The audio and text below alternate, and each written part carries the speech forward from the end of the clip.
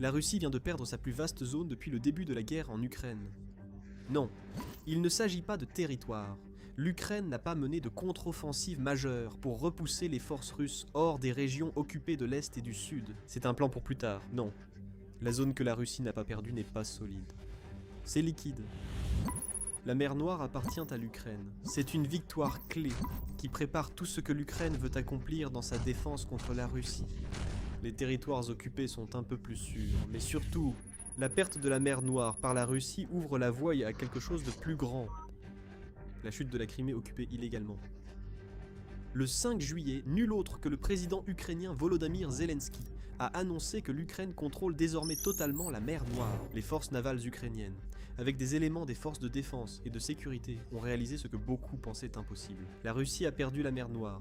Le président de l'Ukraine a déclaré. Il a souligné la neutralisation totale de la flotte de la mer Noire par une brillante stratégie ukrainienne, rendant la navigation trop dangereuse pour les navires restants sur cette voie vitale. L'Ukraine a libéré la mer Noire sans disposer de sa propre marine. À la place, elle a utilisé des drones, aériens et maritimes, ainsi que des missiles pour rendre la mer trop dangereuse pour tout navire russe qui tenterait de la traverser. Quand nous disons qu'il s'agit de la plus grande zone que l'Ukraine ait gagnée, et que la Russie est perdue, dans la guerre jusqu'à présent, nous ne mentons pas. La mer Noire est immense. Elle mesure environ 422 000 km² si l'on n'inclut pas la plus petite mer d'Azov, qui est reliée à la mer Noire. Nous pourrions inclure la mer d'Azov.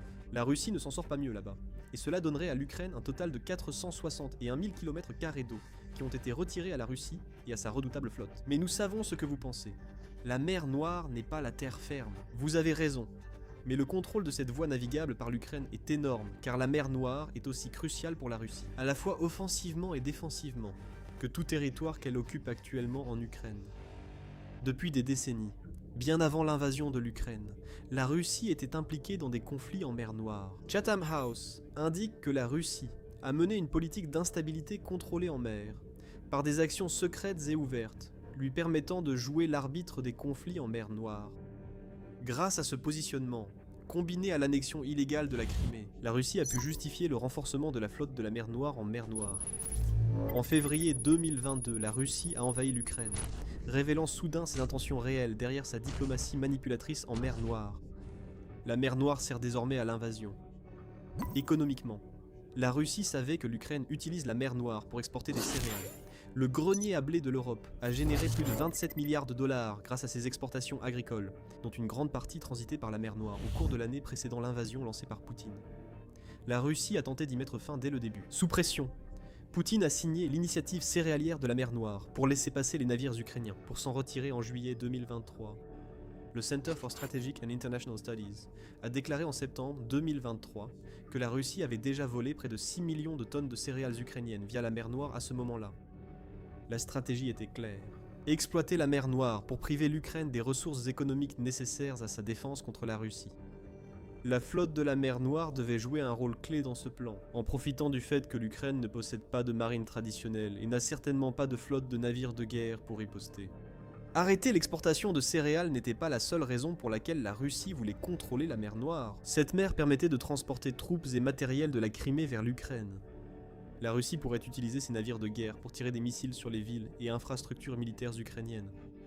Peu importait que la flotte de la mer Noire soit isolée, ou que la Turquie ait fermé les détroits menant à la mer Noire à tous les navires de guerre de tous les pays, à la suite de l'invasion de Poutine. La Russie n'aurait pas besoin de plus que ce qu'elle avait déjà. Ses navires de guerre et sous-marins allaient soumettre l'Ukraine, tandis que ses cargos et navires de débarquement continueraient à débarquer des fournitures sur le territoire continental ukrainien. Puis le 14 avril 2022, tout a changé. L'Ukraine a frappé le Moskva avec des missiles Neptune, qui était le joyau de la flotte de la mer Noire. Et soudain, du fond du désespoir, un pays qui n'avait pas de marine avait désormais une nouvelle stratégie qu'il pouvait utiliser pour briser la flotte de la mer Noire et obtenir la victoire totale que Zelensky affirme avoir désormais remportée. Dans sa déclaration sur Telegram annonçant la victoire en mer Noire, Zelensky a salué la marine ukrainienne et les forces de défense et de sécurité, affirmant à la Russie que la mer Noire et la mer d'Azov ne seront pas un lieu de paix pour elle. C'est un euphémisme qui ne raconte pas toute l'ampleur de la défaite infligée par l'Ukraine à la Russie sur cette voie navigable essentielle. Après l'attaque du Moskva, Il n'y avait plus de retenue. L'Ukraine a ciblé tout navire de guerre de la flotte de la mer Noire à sa portée. Plus de missiles ont été déployés, parfois produits par l'Ukraine, et parfois fournis par les alliés occidentaux. Avec le temps, l'Ukraine a développé des drones aériens, suffisamment grands et puissants pour couler des navires. Elle a conçu des drones maritimes autonomes pour patrouiller en mer Noire et lancer des attaques kamikazes contre des navires russes, une menace inédite pour eux. Au cours des 2 années suivantes, après la mise hors de combat du Moskva, l'Ukraine a frappé encore et encore. Vers le milieu de l'année 2024, l'Ukraine avait réussi à frapper et à neutraliser 26 navires qui faisaient partie de la flotte de la mer Noire, ce qui représente environ un tiers de l'ensemble de la flotte. Des innovations comme le drone maritime Magura V5 pouvant livrer des centaines de kilos d'explosifs aux navires russes ont commencé à dominer. Au printemps 2024, le ministère britannique de la Défense a jugé la flotte de la mer Noire fonctionnellement inactive, alors que drones et missiles ukrainiens dominaient. La flotte a été contrainte de se retirer de sa base principale à Sébastopol, en Crimée, dans une tentative désespérée de rester hors de portée de l'Ukraine. Poutine a tenté de déformer la réalité. Il a utilisé des défilés militaires et de la propagande pour dissimuler la perte dévastatrice que la Russie avait subie en mer Noire. Tout cela alors qu'il cherchait désespérément à reprendre le contrôle nécessaire pour utiliser la mer, attaquer l'Ukraine et protéger la Crimée. Mais tout cela était en vain. L'Ukraine a gagné en mer Noire, les chiffres le prouvent. L'Ukraine peut désormais compter bien plus de 26 navires victimes de sa stratégie en mer Noire. Selon United 24 Media, l'Ukraine déclare avoir frappé 12 navires de guerre majeurs russes en mer Noire. 4 navires ont été détruits, et 8 autres gravement endommagés, probablement hors service. L'Ukraine a également ciblé les navires de débarquement russes, avec un total de 25 frappes, entraînant la destruction de 15 navires et 10 autres endommagés. Les navires auxiliaires soutenant d'autres bâtiments ont aussi été visés. 12 frappes au total, dont 3 détruits et 9 endommagés. L'Ukraine fournit pour la première fois des chiffres précis sur sa campagne en mer Noire. L'ampleur de ces attaques permet à l'Ukraine de revendiquer la victoire.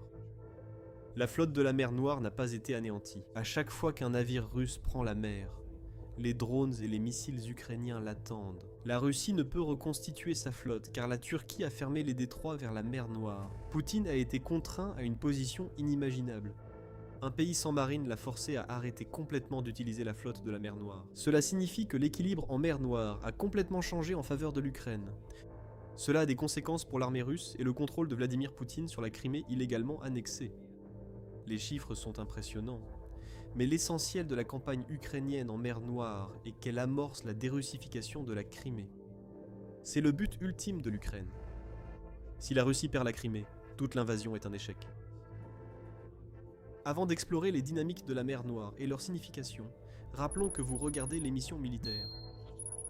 Tirez-vous des enseignements de cette vidéo. N'oubliez pas de vous abonner et d'activer la cloche pour suivre nos prochaines nouveautés. Il faut rappeler que la Russie, malgré sa défaite en mer Noire, reste présente sur cette voie navigable. Selon le Carnegie Endowment, l'arrogance de Poutine lui fait croire que la situation de la Russie en mer Noire n'est qu'un revers temporaire plutôt qu'une réalité durable de la guerre en Ukraine. Peut-être croit-il que la Russie va soudainement détruire le cœur industriel ukrainien qui fabrique missiles et drones pour sa stratégie. 4 ans de combat n'ont pas permis d'y arriver, mais Poutine se berce d'illusions quant à une victoire russe. Cependant, il reste des navires de la flotte de la mer Noire qui n'ont pas été coulés ou endommagés, dont l'Ukraine ne peut pas se permettre de relâcher son attention. Rien de tout cela ne change le fait que l'équilibre a totalement basculé en faveur de l'Ukraine. On le voit à la façon dont la Russie gère aujourd'hui sa flotte de la mer Noire. Selon un rapport du 26 juin, Metso indique que la flotte de la mer Noire ne remplit pas la plupart de ses fonctions prévues. L'aviation navale russe s'en charge, rendant les navires de guerre presque inutiles. Même tirer des missiles sur l'Ukraine semble dépasser les capacités des navires russes. Un article du 5 juillet du New Voice of Ukraine indique que la Russie continue d'utiliser ses navires pour lancer des missiles de croisière calibre. Cependant, ces navires ne vont pas en mer Noire pour tirer leurs missiles, ils restent à leur port d'attache, en espérant désespérément que l'Ukraine ne lancera pas de contre-contre-attaque contre eux pendant qu'ils sont à l'arrêt. C'est la seule option pour la flotte. Naviguer en mer Noire signifie que les navires pourraient tirer depuis une distance plus rapprochée. La Russie refuse ce risque malgré l'augmentation des cibles potentielles. Tout navire qui prend la mer devient une cible à part entière. Dimitro Pletenchuk, porte-parole de la marine ukrainienne, décrit la situation de la flotte russe de la mer Noire. L'occupant ne conserve aucune unité en mer, ni en mer d'Azov, ni en mer Noire. Depuis quelques mois, s'aventurer en mer est devenu un luxe, déclare Pletenchuk. Poutine ne peut pas se permettre ce luxe. sachant qu'ils risquent de perdre des navires de guerre valant plusieurs millions de dollars face à des drones ne coûtant que quelques milliers de dollars à fabriquer. Sur le champ de bataille, l'information, c'est le pouvoir. Mais une bataille reste invisible. Chaque jour, des courtiers en données collectent, regroupent et vendent vos données personnelles sans votre connaissance ni votre consentement. Notre sponsor du jour, Incogni, vous aide à effacer ces données de centaines de bases de données en seulement quelques clics. Vos données personnelles et familiales, comme adresse et téléphone, pourraient être en ligne sans que vous le sachiez. Cela peut entraîner des appels indésirables, des arnaques et des vols d'identité. C'est dangereux pour vous et votre famille. C'est pourquoi j'utilise Incogni. Incogni trouve automatiquement où vos informations personnelles sont exposées et envoie des demandes de suppression en votre nom. Ils ne peuvent pas vous nuire s'ils ne peuvent pas vous trouver. Et avec le forfait illimité, vous pouvez aller encore plus loin. Collez simplement le lien d'un site exposant vos données, et les experts en confidentialité d'Incogni prendront en charge les suppressions personnalisées. Commencer ne prend que quelques minutes, et après une autorisation unique, Incogni s'occupe du plus gros du travail pour vous. Reprenez le contrôle de votre vie privée dès aujourd'hui. Utilisez notre code spécial pour obtenir 60% de réduction sur n'importe quel abonnement annuel Incogni. Scannez le code QR ou cliquez sur le lien ci-dessous et commencez à supprimer vos informations personnelles du web. Vous savez déjà que l'information, c'est le pouvoir. Utilisez maintenant ce pouvoir pour vous protéger et reprendre le contrôle de votre vie privée avec Incogni. 1 ou 2 mois avant ces révélations, United 24 Media avait rapporté une autre décision importante de Poutine concernant la flotte de la mer Noire. Le média indique que la Russie, frustrée par la perte de navires de guerre, réaffecte désormais ses marins aux unités de drones. C'est selon le groupe partisan ukrainien Atesh, qui affirme que le haut commandement russe a décidé que les marins seraient mieux utilisés comme opérateurs de drones qu'à exercer le métier pour lequel ils se sont entraînés pendant des années. Cela vous dit tout ce que vous devez savoir sur la situation de la Russie en mer Noire. Les marins ne naviguent plus. Même les navires que la Russie aurait pu risquer ne sortent plus en mer, car les personnes censées les piloter sont trop occupées à essayer de comprendre comment fonctionnent les drones. C'est une victoire pour l'Ukraine. La Russie, désespérée de donner une tâche à ses marins inutiles, rend la flotte de la mer Noire encore plus inutile en les réaffectant. Il n'y a décidément aucun répit pour la Russie.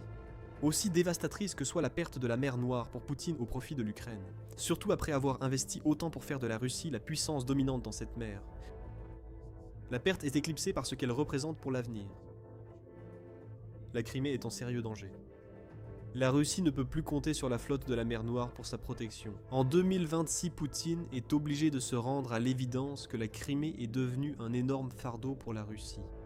Ce n'était pas censé se passer comme ça. Tout comme la mer Noire, la Crimée devait être un atout, faisant partie de la chaîne d'approvisionnement qui allait de la Russie à travers la péninsule de Crimée jusqu'à la mer Noire, puis vers le territoire continental ukrainien. Depuis la Crimée, la Russie pouvait lancer des missiles, des drones et des bombes planantes, appuyées par la flotte de la mer Noire, empêchant toute forme de représailles de la part de l'Ukraine.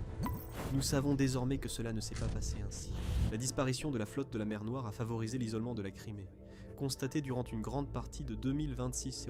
La campagne ukrainienne visant les artères logistiques, qui alimentent la Crimée dans les deux sens, a suscité de nombreux commentaires, à juste titre.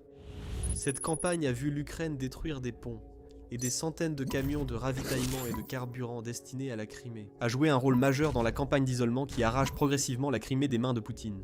La brillante pression logistique exercée par l'Ukraine a transformé l'autoroute R 280, qui relie la Crimée à la Russie et au sud de l'Ukraine, en une véritable autoroute de l'enfer, remplie de véhicules en feu, qui ont été détruits par les drones de frappe intermédiaires ukrainiens. De vastes zones de Crimée sont privées d'électricité après des frappes de drones sur des centrales et sous-stations. Et les défenses aériennes de Crimée sont en lambeaux, alors que les drones ukrainiens les prennent aussi pour cible. Mais ne vous y trompez pas, la perte de la mer Noire est aussi importante que cette campagne logistique. D'une certaine manière, l'une alimente l'autre. En juin, l'Ukraine a lancé une attaque dévastatrice des deux côtés du pont de Kertch, qui relie la Crimée au continent russe. Cette attaque visait les ferries que la Russie utilise pour transporter des fournitures sur la mer Noire et la mer d'Azov. Ces frappes auraient été impossibles sans la mise hors service de la flotte de la mer Noire. Une autre partie du réseau logistique russe a été détruite. Au-delà, la perte de la mer Noire a une importance pratique et symbolique. La Russie tente de garder des défenses aériennes sur les îlots, flèches et parfois les infrastructures pétrolières en mer Noire. La maintenance de ces défenses requiert des ingénieurs russes envoyés par navire. Cela n'arrive plus aussi souvent maintenant. Tout navire en mer est en danger. La Russie ne peut pas utiliser ses navires pour lancer des missiles, comme on l'a déjà établi, ou servir de plateforme mobile de défense aérienne pour protéger la Crimée. Symboliquement, la Russie a pratiquement perdu la ville portuaire de Sébastopol, du moins en tant que quartier général traditionnel de la flotte de la mer Noire. Cette perte contredit les affirmations de Poutine selon lesquelles la Russie a le plein contrôle de la Crimée. Ce n'est pas possible. La ville portuaire, pourtant cruciale pour les plans russes en Ukraine, ne peut même plus servir à l'usage auquel elle était destinée. La perte de la flotte de la mer Noire a un impact au-delà de cette région. La Crimée est très vulnérable depuis l'absence des navires de guerre russes.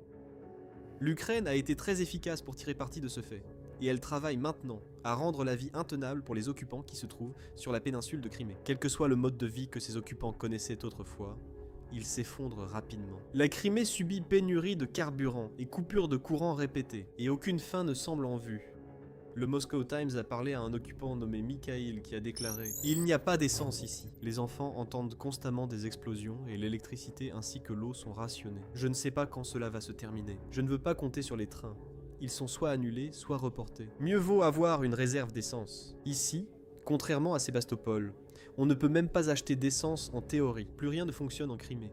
Et tout cela fait partie du plan de l'Ukraine. On signale des pénuries alimentaires en Crimée, avec des produits de base comme les céréales, la farine et le sucre, qui deviennent de plus en plus difficiles à trouver dans les rayons des magasins. La saison touristique en Crimée a été gravement affectée. Ce n'est pas surprenant. Soleil, mer, sable, pas d'essence. C'est ainsi que Radio Free Europe Radio Liberty le décrit. La Crimée perd beaucoup de revenus touristiques, car les visiteurs évitent une péninsule devenue zone de guerre, même sans présence de soldats ukrainiens. Les drones causent les dégâts, ils n'en ont pas eu besoin. Tout cela a commencé avec l'effondrement de la flotte de la mer Noire, ce qui a ouvert la voie à l'Ukraine pour se concentrer sur des frappes à l'intérieur de la Crimée, ainsi que la campagne de blocus logistique, qui coupe désormais la Crimée de la Russie et de l'Ukraine occupée. Si cela ne suffit pas à vous convaincre que la stratégie ukrainienne pour rendre la Crimée inhabitable fonctionne, alors vous n'avez pas besoin de nous écouter. À la place, regardez ce que fait la Russie. Dans un rapport du 3 juillet, Euromédan Press a révélé qu'Artech affirme que des responsables russes dans les villes criméennes de Kerch et Féodossia ont reçu l'ordre de rassembler tous les documents officiels et le matériel afin qu'ils puissent être évacués de la péninsule. Les responsables n'avaient que jusqu'au 3 juillet pour accomplir la tâche et non plusieurs semaines pour le faire. Les documents et le matériel sont déjà partis. Si tout s'est passé comme prévu par la Russie est en panique. La mer Noire est perdue. La Crimée sera la prochaine. Alors que les frappes ukrainiennes se succèdent, la péninsule, censée permettre à Poutine d'établir une base permanente pour projeter sa puissance sur la mer Noire, est devenue une cible après l'échec de la flotte chargée de cette mission. Si la Russie contrôlait la mer Noire, rien de cela n'arriverait. Mais ce n'est pas le cas. Zelensky a raison. La Russie a peut-être perdu la zone la plus importante de la guerre en Ukraine jusqu'ici. Et bientôt, un territoire encore plus important tombera comme un domino. L'armée de drones ukrainienne se diversifie et s'étend, les nouveaux modèles présentant d'importantes améliorations sur les précédents, comme une portée accrue et des ogives plus grandes. L'un des modèles les plus récents, le Zirka, possède un avantage encore plus important, son propre cerveau, capable de détecter, suivre et éliminer automatiquement les menaces ennemies sans avoir besoin d'être piloté ou contrôlé par une personne réelle. C'est la prochaine évolution de la technologie des véhicules aériens sans pilote. Un véritable chasseur non humain lâché dans le ciel au-dessus de l'Ukraine avec un objectif, un seul, trouver et détruire autant de drones russes que possible. L'impact potentiel d'un drone comme celui-ci ne peut pas être sous-estimé. Mais avant d'explorer comment il pourrait changer le champ de bataille dans les mois à venir, regardons d'abord son développement et sa conception. La Zirka résulte de la collaboration de deux entreprises de défense ukrainiennes distinctes, Noctis et Virey Industries. Noctis est une entreprise de technologie de défense spécialisée dans l'automatisation des systèmes sans pilote et les technologies d'interception, notamment les solutions intelligentes anti-drones. Au lieu de créer et développer de nouveaux matériels à partir de zéro, cette entreprise concentre ses efforts sur le développement de systèmes automatisés, tels que des algorithmes de suivi et d'interception, qui font des drones des chasseurs plus intelligents et plus meurtriers, tout en allégeant la charge des opérateurs humains. Virey Industries, quant à elle, a vu le jour comme une petite start-up en temps de guerre à Kiev, mais est depuis devenue l'un des principaux fabricants ukrainiens de systèmes aériens sans pilote de pointe, de composants électroniques et de logiciels militaires. Elle produit des drones comme le Virey 15 drone kamikaze et le Virey Opto, 15 drones à fibre optique, ainsi que des accessoires pour drones comme le système de relais monté Mara Pro Drone et la station au sol Virey 19. avec plus de 80% de ses composants de drones fabriqués localement en Ukraine. Noctis a principalement réalisé les travaux de développement du nouveau drone Zirka, avec Viré apportant un soutien financier et une expertise en production pour aider à fabriquer le meilleur produit possible. Il ne construisait pas un drone ordinaire, mais un appareil conçu pour une mission bien précise. Il devait être le tueur ultime de Shahid. Les drones Shahid sont originaires d'Iran et ont été fournis pour la première fois à la Russie lors des premières phases de la guerre en Ukraine en 2022. Plus tard, l'armée russe a commencé à modifier et à produire en masse ces appareils, tout en leur donnant un nouveau nom, Geran 2. Mais beaucoup les appellent encore des Shahid.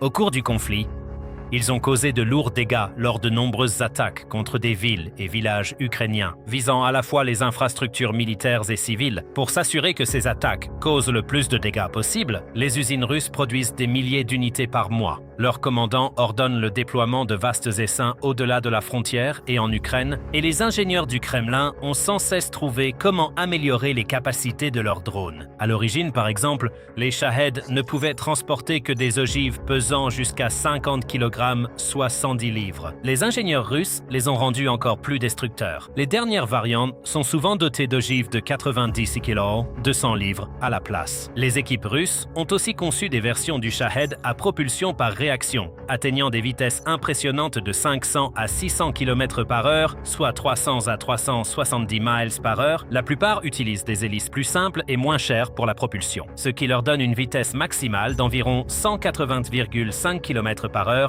soit 115 miles par heure. Ils volent généralement à basse altitude et sont utilisés en masse afin de saturer et submerger les défenses aériennes de l'Ukraine. Il n'est pas rare de voir 660 drones ou plus utilisés lors d'une seule frappe, par exemple, et les médias ukrainiens rapportent que près de 60 000 de ces drones ont été lancés par la Russie depuis le début de la guerre. Heureusement, au fil du conflit, les forces ukrainiennes ont trouvé des moyens de contrer cette menace. Ils ont développé l'un des réseaux de défense aérienne les plus complexes et efficaces de la planète aujourd'hui, intégrant tout, des tourelles pilotées par l'IA au groupe de tir mobile, des brouilleurs de guerre électroniques, des canons anti-aériens, des batteries de missiles et même des hélicoptères d'attaque. Elle a aussi reçu beaucoup d'aide extérieure. Les alliés occidentaux ont donné à l'Ukraine leur meilleure défense aérienne. Et quand Starlink, la société américaine de télécommunications, a découvert que les Russes utilisaient ces satellites, elle a rapidement coupé leur accès, perturbant instantanément leurs opérations. Pourtant, les essaims persistent et les ingénieurs russes cherchent toujours à rendre leurs drones plus efficaces en perfectionnant navigation et conception, en intégrant des systèmes de résistance à la guerre électronique plus intelligents. En réponse, l'Ukraine cherche toujours des moyens plus efficaces pour éliminer ces drones et neutraliser leurs menaces. Une de leurs meilleures méthodes est d'utiliser des drones intercepteurs. Des drones spécialement conçus, non pas pour effectuer des missions de surveillance ou frapper des cibles au sol, mais pour traquer et détruire d'autres drones dans les airs avant qu'ils n'atteignent leurs objectifs. Cela s'est révélé extrêmement efficace. En effet, depuis que l'Ukraine a commencé à élargir son arsenal d'intercepteurs en déployant des systèmes tels que le Wild Hornet Sting 2, le Skyfall P-1 et l'Octopus 100. Il a connu un bien plus grand succès lorsqu'il s'agit d'abattre la majorité des appareils aériens russes. En effet, il y a eu de nombreux cas où les forces de Kiev ont utilisé des intercepteurs et d'autres moyens pour éliminer près de 95% des drones ennemis, sauvant ainsi d'innombrables vies au passage. Il n'est donc pas surprenant que Kiev veut investir encore davantage dans cette technologie, avec plusieurs de ses plus grandes et meilleures entreprises de drones qui travaillent activement soit à l'amélioration des intercepteurs existants, soit au développement de nouveaux modèles. Ce qui nous ramène à la Zirka. Conçu de A à Z par une équipe spécialisée d'ingénieurs et de programmeurs ayant une vaste expérience sur le terrain dans la défense anti-drone, ce nouvel intercepteur passionnant a été officiellement annoncé par Viry le 30 juin 2026, l'entreprise ayant partagé une liste détaillée des spécifications techniques et des capacités uniques du Zirka. Esthétiquement, la forme du Zirka, semblable à une balle, ressemble beaucoup à celle d'autres drones intercepteurs utilisés avec succès par l'Ukraine, comme le P-1. Le fabricant a révélé qu'il peut atteindre des vitesses supérieures à 340 km/h, soit 211 miles par heure, et qu'il est capable d'opérer à des altitudes de 6 km, soit environ 3,7 miles. Il affiche un rayon opérationnel allant jusqu'à 30 km, soit environ 18,6 miles. Et il est capable de rester en l'air jusqu'à 20 minutes d'affilée. Cela devrait suffire pour repérer, suivre et engager les drones ennemis. Et lorsque vient le moment d'engager ses cibles ennemies, c'est là que le Zirka se distingue vraiment et se démarque du lot. La plupart des autres drones doivent être guidés manuellement du décollage jusqu'à ce qu'ils trouvent et suivent une cible. Certains d'entre eux disposent de capacités autonomes qui permettent à leur intelligence artificielle de prendre le relais pendant la phase finale du vol alors qu'ils approchent de leur cible, mais ils nécessitent souvent encore des pilotes humains pour le début du vol. Le Zirka est différente. Selon Viri, ce drone détecte, suit et neutralise automatiquement les menaces aériennes, même celles se déplaçant rapidement sans intervention continue de l'opérateur. C'est ce qui fait toute la différence. C'est pourquoi ce drone pourrait devenir le nouveau fer de lance de l'armée d'intercepteurs ukrainienne. Parce que si ce que dit Viri à propos de ce drone est exact, l'Ukraine pourrait théoriquement lancer des essaims entiers de Zirka dans le ciel sans avoir besoin de vastes équipes au sol de pilotes pour les contrôler. Ils fonctionneraient comme des missiles tire et oublie, sans avoir à être surveillés individuellement et guidés manuellement vers leur cible. On pourrait s'attendre à ce que ce genre de capacité avancée ait un prix assez élevé, mais voici un autre des meilleurs atouts du drone Zirka. Il est très abordable. Viri Industries annonce un prix unitaire allant jusqu'à 2000 $. Cela signifie qu'il n'est peut-être pas l'intercepteur le moins cher du marché. Le Peonson, par exemple, peut être produit pour environ la moitié de ce prix, mais la Zirka est de loin l'intercepteur le moins cher à être équipé de ses propres capacités de détection et de guidage automatique. C'est un prix incroyablement bas à payer pour un équipement militaire aussi avancé. Et c'est la preuve de l'efficacité et du rapport coût-efficacité des entreprises de défense ukrainiennes et de leur efficacité malgré les fortes contraintes de temps et de budget dues à la guerre actuelle. Ce prix très bas est aussi une très mauvaise nouvelle pour la Russie. Avant d'expliquer pourquoi, si c'est ce type d'analyse que vous voulez voir plus souvent, assurez-vous d'être abonné à l'émission militaire. Nous analysons cela ainsi chaque semaine. Nous ne pouvons pas savoir exactement combien la Russie dépense pour fabriquer ses drones Shahed, car les sources varient, avec certaines estimations aussi basses que 20 000 $ par unité et d'autres beaucoup plus élevées, allant jusqu'à 80 000 $. Logiquement, le vrai prix se situe probablement quelque part entre ces deux extrêmes, aux alentours de 50 000 $, 50 000 $ pour un drone Shahed ou Gerund de typique. Le coût de production relativement bas de ces drones a représenté un défi de taille pour l'Ukraine depuis que les premiers drones ont pénétré son espace aérien en 2022. Comment neutraliser une telle menace sans gaspiller de précieuses munitions?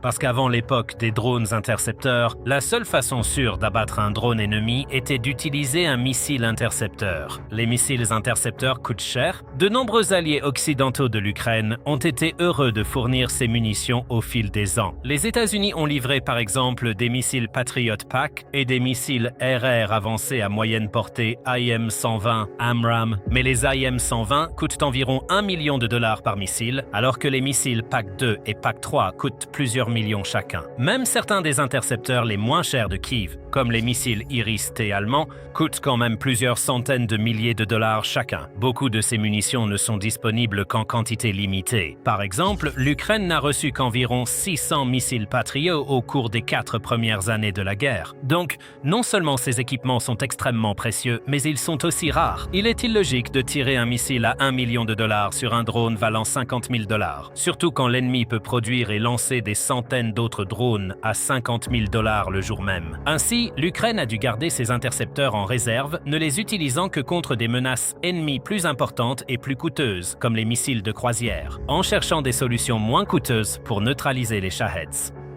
Heureusement, le pays a relevé le défi de manière remarquable, et la Zirka n'est que la dernière preuve en date pour le démontrer. Parce que si vous pouvez détruire un équipement ennemi de 50 000 $ avec une arme de 2 000 $, c'est une équation extrêmement rentable pour vous et terrible pour votre adversaire.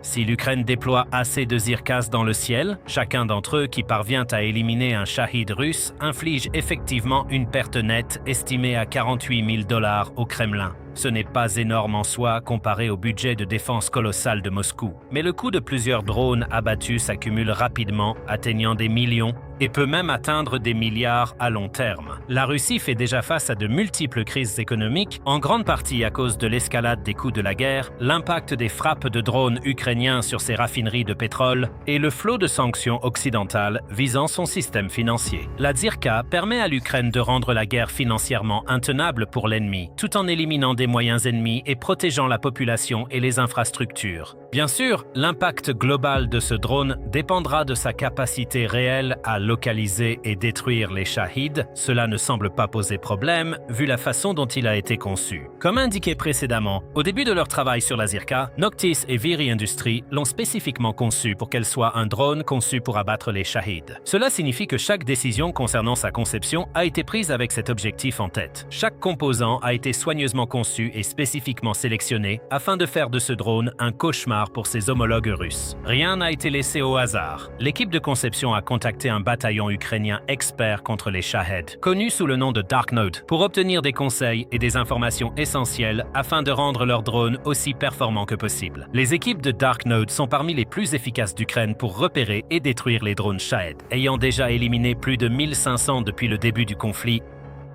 ils maîtrisent parfaitement la conception de ces drones et savent exploiter leurs faiblesses. Leur aide a été précieuse pour les ingénieurs et développeurs de ce nouvel intercepteur. Et grâce à leur travail acharné, le produit final semble posséder toutes les qualités et capacités nécessaires pour neutraliser les Shahed avec facilité. Il convient de noter, par exemple, que le Zirka peut voler presque 2 fois plus vite qu'un Gerand 2 classique. Cela signifie que même si un drone russe s'approche d'une ville ukrainienne à pleine vitesse, un Zirka aurait encore largement le temps de décoller, de le verrouiller et de le rattraper avant même qu'il ne s'approche de sa cible prévue. Même si le Shahed tentait d'effectuer des manœuvres d'évitement, l'avantage de vitesse du Zirka devrait suffire à gagner la bataille. Les fonctionnalités autonomes du Zirka sont également extrêmement avantageuses. Si ces drones dépendaient d'opérateurs humains, l'Ukraine devrait trouver et former un nombre incalculable de pilotes supplémentaires pour les faire voler, ce qui limiterait strictement le nombre total de drones qu'elle peut déployer simultanément. Cependant, grâce au système d'IA du Zirka, l'Ukraine pourrait potentiellement lancer des essaims entiers de ces drones avec un seul superviseur humain pour les surveiller et suivre leur progression. Cela réduit fortement la charge des équipes de drones ukrainiennes. Cela leur permet aussi de mieux contrer les essaims croissants et les tentatives de saturation ennemie. C'est extrêmement important car les commandants russes continuent de s'appuyer fortement sur des tactiques de force brute. Ils estiment que le succès dépend d'envoyer toujours plus de drones et missiles contre l'ennemi, en espérant que, même si beaucoup de ces drones sont interceptés, certains réussiront à atteindre leur cible. Avec le temps, ils espèrent que ces attaques causeront assez de dégâts pour forcer l'Ukraine à céder et à se rendre. Kiev peine à faire face à ces essaims toujours plus grands. Et la Zirka semble être l'option idéale, avec d'autres intercepteurs. Toute cette histoire sert aussi à illustrer les profondes différences de tactique et de capacité d'adaptation entre les deux camps. D'un côté, il y a la Russie, qui continue de s'appuyer fortement sur les mêmes drones depuis les premiers stades de la guerre. Oui, ses ingénieurs ont apporté quelques modifications au fil du temps, mais le Shahed demeure l'élément clé de l'armée de drones du Kremlin, tout comme il l'était en 2022. L'Ukraine, quant à elle, a développé un arsenal de drones plus varié, développant une gamme de drones, des modèles de reconnaissance longue portés aux bombardiers Baba Yaga et intercepteurs IA comme le Zirka. En bref, l'Ukraine a confronté la Russie à une multitude vertigineuse de menaces auxquelles faire face. Le Kremlin a eu du mal à contrer beaucoup d'entre elles. La Russie, quant à elle, continue d'utiliser obstinément le même type de drone chaque année, et l'Ukraine en a profité pour créer des dizaines de méthodes efficaces pour y répondre. La Zirka en fait partie, mais il se pourrait bien que ce soit l'une des meilleures jusqu'à présent, et il semble que, une fois de plus, la Russie pourra faire très peu de choses pour empêcher ce nouveau drone de semer le chaos parmi ses propres drones. Une chaîne d'information ukrainienne populaire a interviewé un expert en aviation et drones à propos du Zirka. Interrogé sur la riposte possible de la Russie, il a souligné que le Kremlin avait tenté d'utiliser des caméras et des capteurs sur ses drones pour détecter les menaces proches, ainsi que des brouilleurs de guerre électroniques destinés à perturber les communications des drones ukrainiens. Il note cependant qu'il est peu probable que l'une de ces mesures s'avère efficace contre la Zirka. Sa vitesse l'empêche de craindre d'être repéré par les caméras des drones Shahed, et ses capacités autonomes font qu'il ne sera probablement pas affecté par les brouilleurs. L'expert a ajouté que les entreprises de défense ukrainiennes renforcent activement leurs liens avec des partenaires européens pour améliorer leur technologie. Ils envisagent des solutions comme une vision par ordinateur ou un apprentissage automatique avancé, et d'autres semi-conducteurs avancés pour créer des drones plus puissants, intelligents et rapides que les actuels. En effet, Noctis et Viri Industries disent qu'ils sont déjà en train de travailler sur la Zirka 2.0, une version optimisée de ce drone. L'arsenal de l'Ukraine s'est récemment agrandi et renforcé grâce à l'arrivée d'une nouvelle arme à la fois originale et impressionnante. Une arme qui s'élève jusqu'à des hauteurs stratosphériques avant de retomber sur ses ennemis. Une arme capable d'échapper aux brouilleurs et systèmes de guerre électronique. Une arme capable de détruire immédiatement les défenses aériennes russes, laissant les troupes, les ressources et les infrastructures du Kremlin de plus en plus exposées aux frappes suivantes. Voici le Dart. Le missile qui fait entrer une idée vieille de plusieurs décennies dans le 21e siècle et qui pourrait bien s'avérer être un ajout inestimable à l'arsenal de l'Ukraine. Le Dart a été conçu par le programme du Centre des technologies innovantes de l'Ukraine. C'est un missile léger conçu pour être transporté dans les airs à l'aide de ballons stratosphériques. Une fois les ballons à une certaine altitude, le missile est largué en utilisant des systèmes de navigation intégrés pour suivre une trajectoire de vol préalablement planifiée avant de finalement frapper sa cible par le dessus. C'est un concept remarquablement simple et l'idée d'utiliser des ballons dans la guerre remonte à des siècles. Dans la Chine ancienne, par exemple, les soi-disant lanternes Kongming étaient utilisées comme dispositifs de signalisation militaire. Zhu Zhiliang, célèbre stratège, les a d'abord utilisés pour demander de l'aide alors qu'il était encerclé par l'ennemi. Et l'idée s'est vite répandue.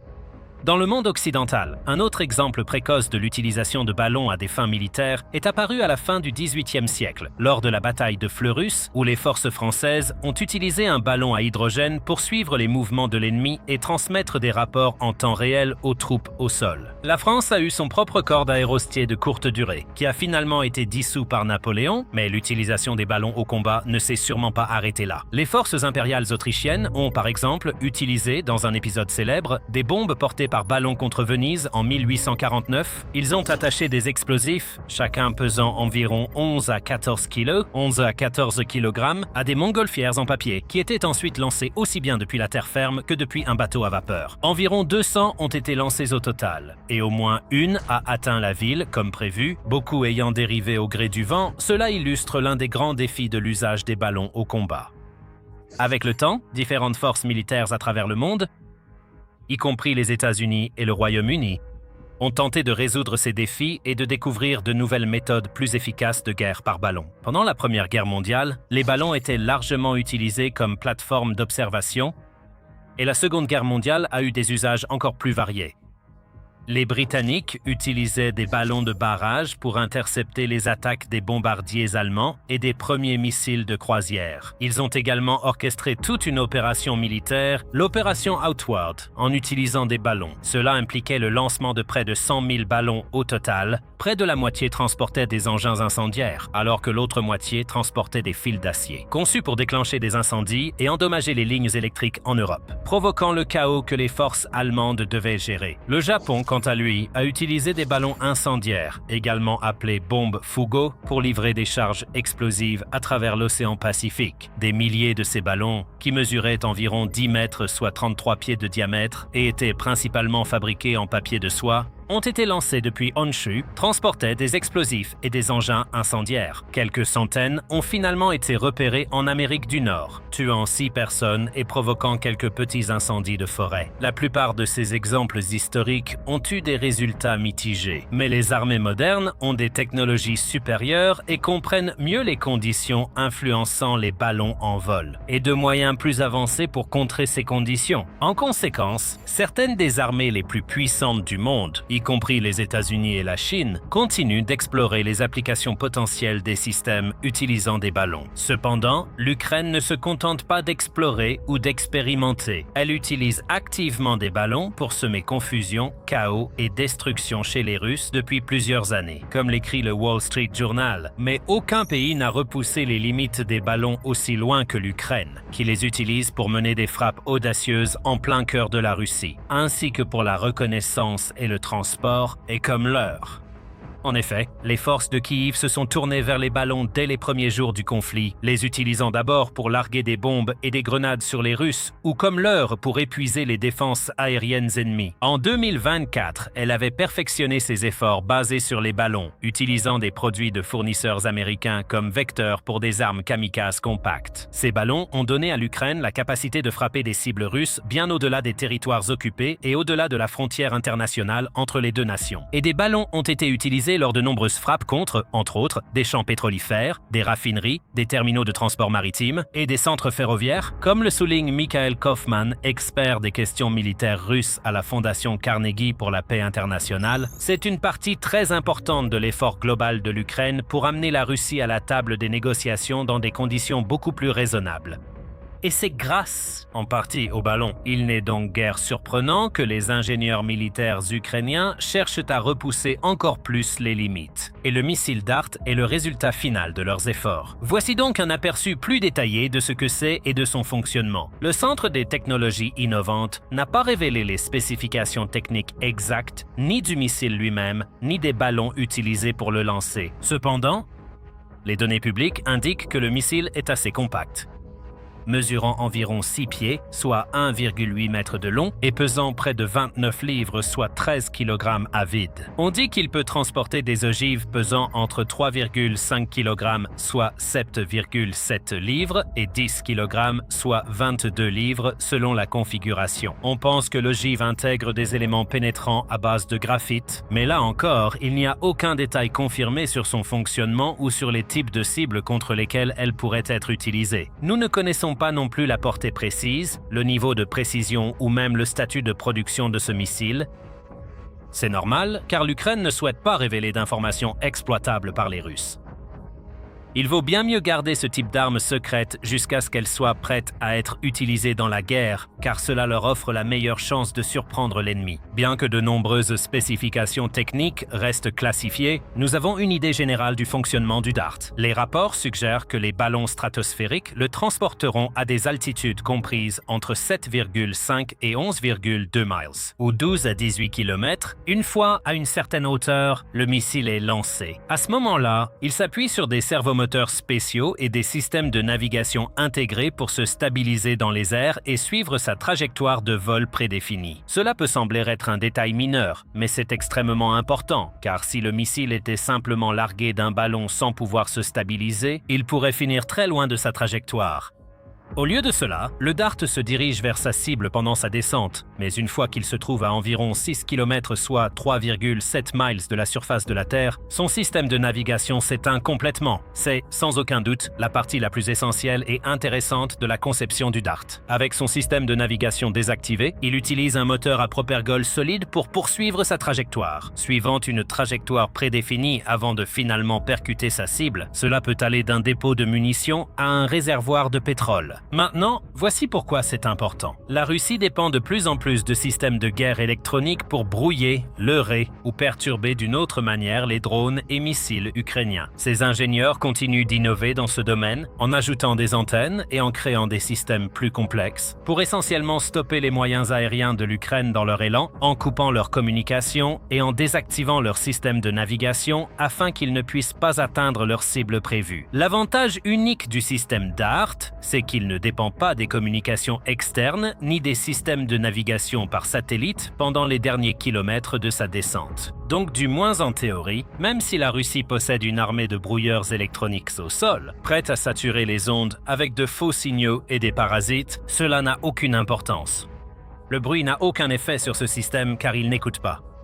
Au lieu de cela, il tombe silencieusement, sans un mot, vers sa cible et les brouilleurs restent impuissants à l'arrêter. Dans une guerre de plus en plus dominée par la technologie de guerre électronique, c'est tellement important. En effet, le Center for Strategic and International Studies note que la guerre électronique est devenue l'une des forces déterminantes du conflit, avec un impact majeur pour les deux camps. Dans la nuit du 14 au 15 juin par exemple, la Russie a lancé pas moins de 70 missiles et plus de 600 drones, soit un total impressionnant de 681 engins aériens contre des villes et agglomérations d'Ukraine. L'Ukraine a réussi à détruire ou à brouiller 632 de ces appareils. Cela montre la puissance et le potentiel des systèmes de guerre électroniques pour sauver des vies et éviter des catastrophes. La forte présence des systèmes de brouillage GPS sur le champ de bataille a poussé la Russie et l'Ukraine à une course acharnée pour trouver d'autres méthodes de guidage ou pour développer des armes qui, en fait, savent déjà où elles vont dès le départ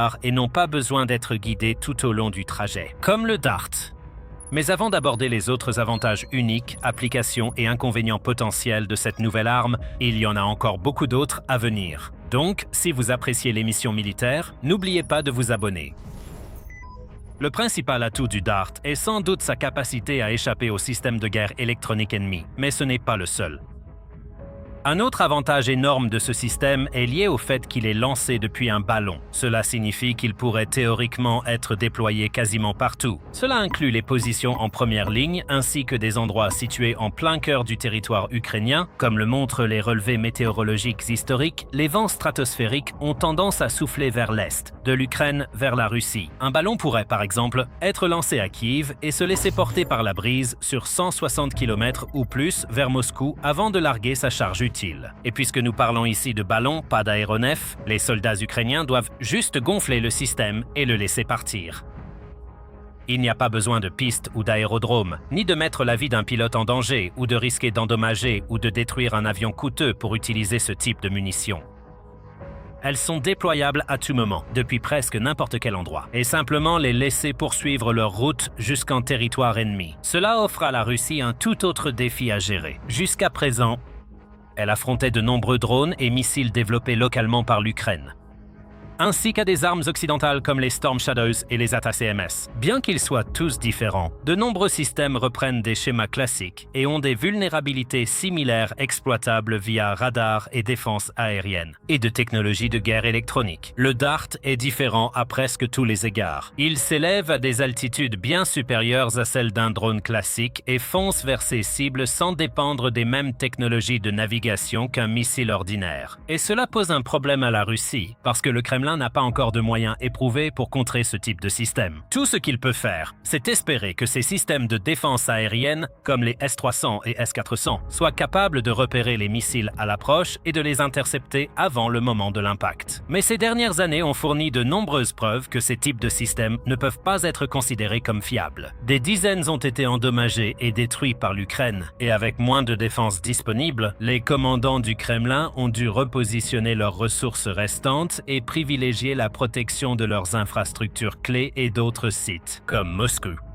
Même dans ce cas, l'Ukraine continue de prouver que les défenses de la Russie ne sont tout simplement pas suffisantes, puisque les opérateurs de drones de Kiev ont mené plusieurs frappes successives contre les villes les plus grandes et les mieux défendues, comme Moscou elle-même, ainsi que Saint-Pétersbourg. Avec la puissance du Dart dans leur arsenal, les forces de défense ukrainiennes pourraient rendre ces frappes encore plus meurtrières et dévastatrices pour le Kremlin. Elles pourraient, par exemple, lancer une série de missiles Dart comme première étape d'une attaque aérienne, en neutralisant tous les radars ou défenses d'une zone cible avec eux. Ensuite, ils pourraient lancer des essaims de drones et des missiles conventionnels, détruisant ainsi les infrastructures énergétiques exposées et les équipements militaires. Et les avantages ne s'arrêtent pas là. Il y a aussi la question du coût. Ce n'est un secret pour personne que, malgré des financements importants et le soutien de ses alliés en Europe et ailleurs, l'Ukraine ne peut égaler les dépenses de défense très élevées de la Russie. Elle ne peut rivaliser avec son adversaire ni en stock de munitions ni en main-d'œuvre, ou de capacité de production militaire. Elle ne dispose pas des vastes usines et des réseaux logistiques sur lesquels la Russie s'appuie pour fabriquer en masse des missiles et des drones coûteux. En conséquence, elle doit procéder différemment. Elle doit être adaptable et économique. Ainsi, l'Ukraine s'est fortement appuyée sur ses innovations nationales, comme son armée de drones toujours plus variée, composée pour la plupart de véhicules aériens sans pilote qui sont relativement bon marché et faciles à produire. C'est pourquoi l'Ukraine a passé une grande partie de la guerre sans forcément chercher à créer l'arme parfaite, mais plutôt à investir dans des systèmes qui sont fonctionnels, abordables et difficiles à gérer pour l'ennemi. Un missile lancé par ballon léger correspond parfaitement à ce besoin. Grâce à son format compact, ajouté au fait qu'il peut simplement s'élever dans les airs, au lieu de devoir être lancé et piloté, le Dart devrait être suffisamment abordable pour une production en série en Ukraine. Ne connaissant pas le coût exact de chaque unité, elle coûte sûrement moins cher que des systèmes de missiles de croisière plus importants et plus complexes ou des systèmes de missiles balistiques. Et même si l'ogive du Dart est relativement petite, elle devrait tout de même avoir assez de puissance pour infliger de sérieux dégâts au bon type de cible. Cela étant dit, il est important de ne pas s'emballer ni supposer que le Dart soit une arme parfaite ou qu'il résout tous les problèmes de l'Ukraine. Beaucoup de choses restent inconnues sur ce système. Il faudra du temps et de la patience pour comprendre pleinement ses capacités et son efficacité sur le terrain. Les experts se demandent déjà, par exemple, à quel point les systèmes de navigation du Dart doivent être efficaces pour qu'ils puissent rester sur la bonne trajectoire vers sa cible, même lorsque ces systèmes sont désactivés. Beaucoup ont également souligné des problèmes historiques liés au système à base de ballons. Quiconque a déjà laissé un ballon s'envoler au gré du vent, par exemple, sait à quel point ces objets sont sensibles au vent et aux conditions climatiques. Bien sûr, les ballons stratosphériques militaires ne sont pas comparables aux ballons d'anniversaire utilisés à la maison. Beaucoup des mêmes règles restent valables. Ils peuvent être emportés dans diverses directions par le vent et être soumis à des changements soudains de la force du vent et des conditions météo. Le moment du lancement et les conditions de libération peuvent introduire une certaine incertitude, ce qui pourrait rendre le dart plus difficile à contrôler. Il convient donc de s'interroger sur la portée du dart et la probabilité qu'il atteigne sa cible, et sur la marge d'erreur qu'il présente en termes de précision. Nous devons aussi connaître le coût de fabrication par unité et savoir si le système a déjà été testé ou utilisé en conditions de combat réelles, ou s'il en est encore à la planification ou au prototype. Sans ces informations, il est impossible de tirer des conclusions définitives sur la véritable valeur et la viabilité de l'arme. Cependant, selon nos connaissances actuelles, de nombreuses raisons incitent à l'optimisme pour ce système. Sur le papier, il semble résoudre plusieurs problèmes rencontrés par l'Ukraine avec des munitions conventionnelles, tout en posant de nouveaux défis à l'ennemi. C'est certainement une proposition unique, et si elle s'avère efficace, elle pourrait ouvrir la voie à davantage de systèmes du même genre, conçus spécifiquement pour contrer les technologies de guerre électronique en désactivant leur propre système de navigation interne à l'approche de la cible. Et Kyiv n'a aucune intention de s'arrêter là, bien qu'il souhaite rester discret sur les spécifications du DART. Les développeurs du système ont ouvertement admis que sa technologie pourrait servir de base à de futurs projets. Cela pourrait inclure des missiles balistiques et solaires. Encore une fois, aucun autre détail sur ce que cela pourrait impliquer, mais les équipes ukrainiennes pourraient déjà explorer d'autres façons d'utiliser des ballons pour lancer des munitions plus grosses et plus meurtrières, ou d'intégrer des systèmes de navigation plus intelligents dans ces armes pour contourner les brouilleurs de guerre électroniques russes. Dans tous les cas, une chose est claire. L'ambition de l'Ukraine reste inégalée et le pays continue de faire preuve d'un engagement indéfectible envers l'innovation. Toujours à la recherche de nouveaux moyens, toujours plus audacieux, de repousser les limites et de pousser les technologies militaires dans leur dernier retranchement, d'une manière que le reste du monde commence à peine à imaginer. Pendant 8 ans, l'Ukraine a attendu. Attendant son heure, traquant et poursuivant quelque chose que la Russie a autrefois utilisé pour blesser l'Ukraine. L'attente était nécessaire. L'Ukraine manquait de moyens pour éliminer sa cible. Mais désormais, l'attente est enfin terminée. L'Ukraine vient de faire payer la Russie au prix fort pour un incident qui s'est produit en 2018. La riposte a été impitoyable. La cible a été détruite dans les mers que la Russie pensait contrôler. Si la vengeance est un plat qui se mange froid, l'Ukraine vient d'infliger une dose de destruction glaciale qui a laissé la Russie sous le choc. Nous commençons notre histoire en 2018. Ayant commencé sa campagne d'agression contre l'Ukraine 4 ans plus tôt, annexant illégalement la Crimée au passage, la Russie était au sommet de sa puissance. Elle avait un contrôle total. La mer Noire, la mer d'Azov et le détroit de Kertch qui les relient étaient tous sous le contrôle de Poutine, qu'il manipulait à sa guise. Et en novembre 2018, la Russie a commencé à faire sentir sa puissance. La flotte de la mer Noire a fermé le détroit de Kertch aux navires non militaires pour punir l'Ukraine, l'accusant d'avoir pénétré dans les eaux territoriales russes. Envie, bien sûr. La Crimée n'appartient pas à la Russie, et les eaux qui entourent la péninsule non plus. Parmi les navires du blocus naval russe se trouvait un patrouilleur du FSB nommé Izimrut. Ce navire, ainsi que plusieurs autres, a participé à l'escalade du blocus du détroit de Kertch en 2018. Il a participé à la saisie de 3 navires de guerre ukrainiens dans le détroit de Kertch, qui était une opération au cours de laquelle des navires russes ont percuté des navires ukrainiens, avant d'ouvrir le feu sur eux, alors qu'ils tentaient de rejoindre Mariupol depuis Odessa. Cet incident a été une démonstration flagrante de l'agression que Poutine allait ensuite pousser jusqu'à une invasion à grande échelle moins de 4 ans plus tard.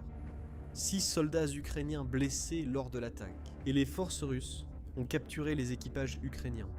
Moscou essayait de faire passer un message. Tous les marins ont été jetés en prison, où ils ont langui pendant presque 1 an, avant d'être finalement renvoyés en Ukraine, dans le cadre d'un échange de prisonniers, en septembre 2019. À l'époque, l'Ukraine était impuissante face à la Russie. Elle n'a pas vraiment de marine digne de ce nom. Les drones, aujourd'hui emblème de la défense ukrainienne contre la Russie, n'étaient alors qu'une idée émergente dans l'armée ukrainienne. Alors l'Ukraine a simplement dû avaler l'affront, encaisser le coup. Mais l'Ukraine n'a jamais oublié ni pardonné. Pendant 8 ans, l'Ukraine a attendu une occasion de se venger de la capture et de la blessure de ses marins en 2018. Même lorsque Poutine a lancé son invasion et que la guerre a éclaté dans toute l'Ukraine, tous les regards étaient tournés vers l'Izemrud. L'Ukraine n'avait besoin que de la bonne arme et d'une chance. Passons maintenant au 14 juillet 2026, et les forces navales des forces armées ukrainiennes ont publié un message simple sur Telegraph.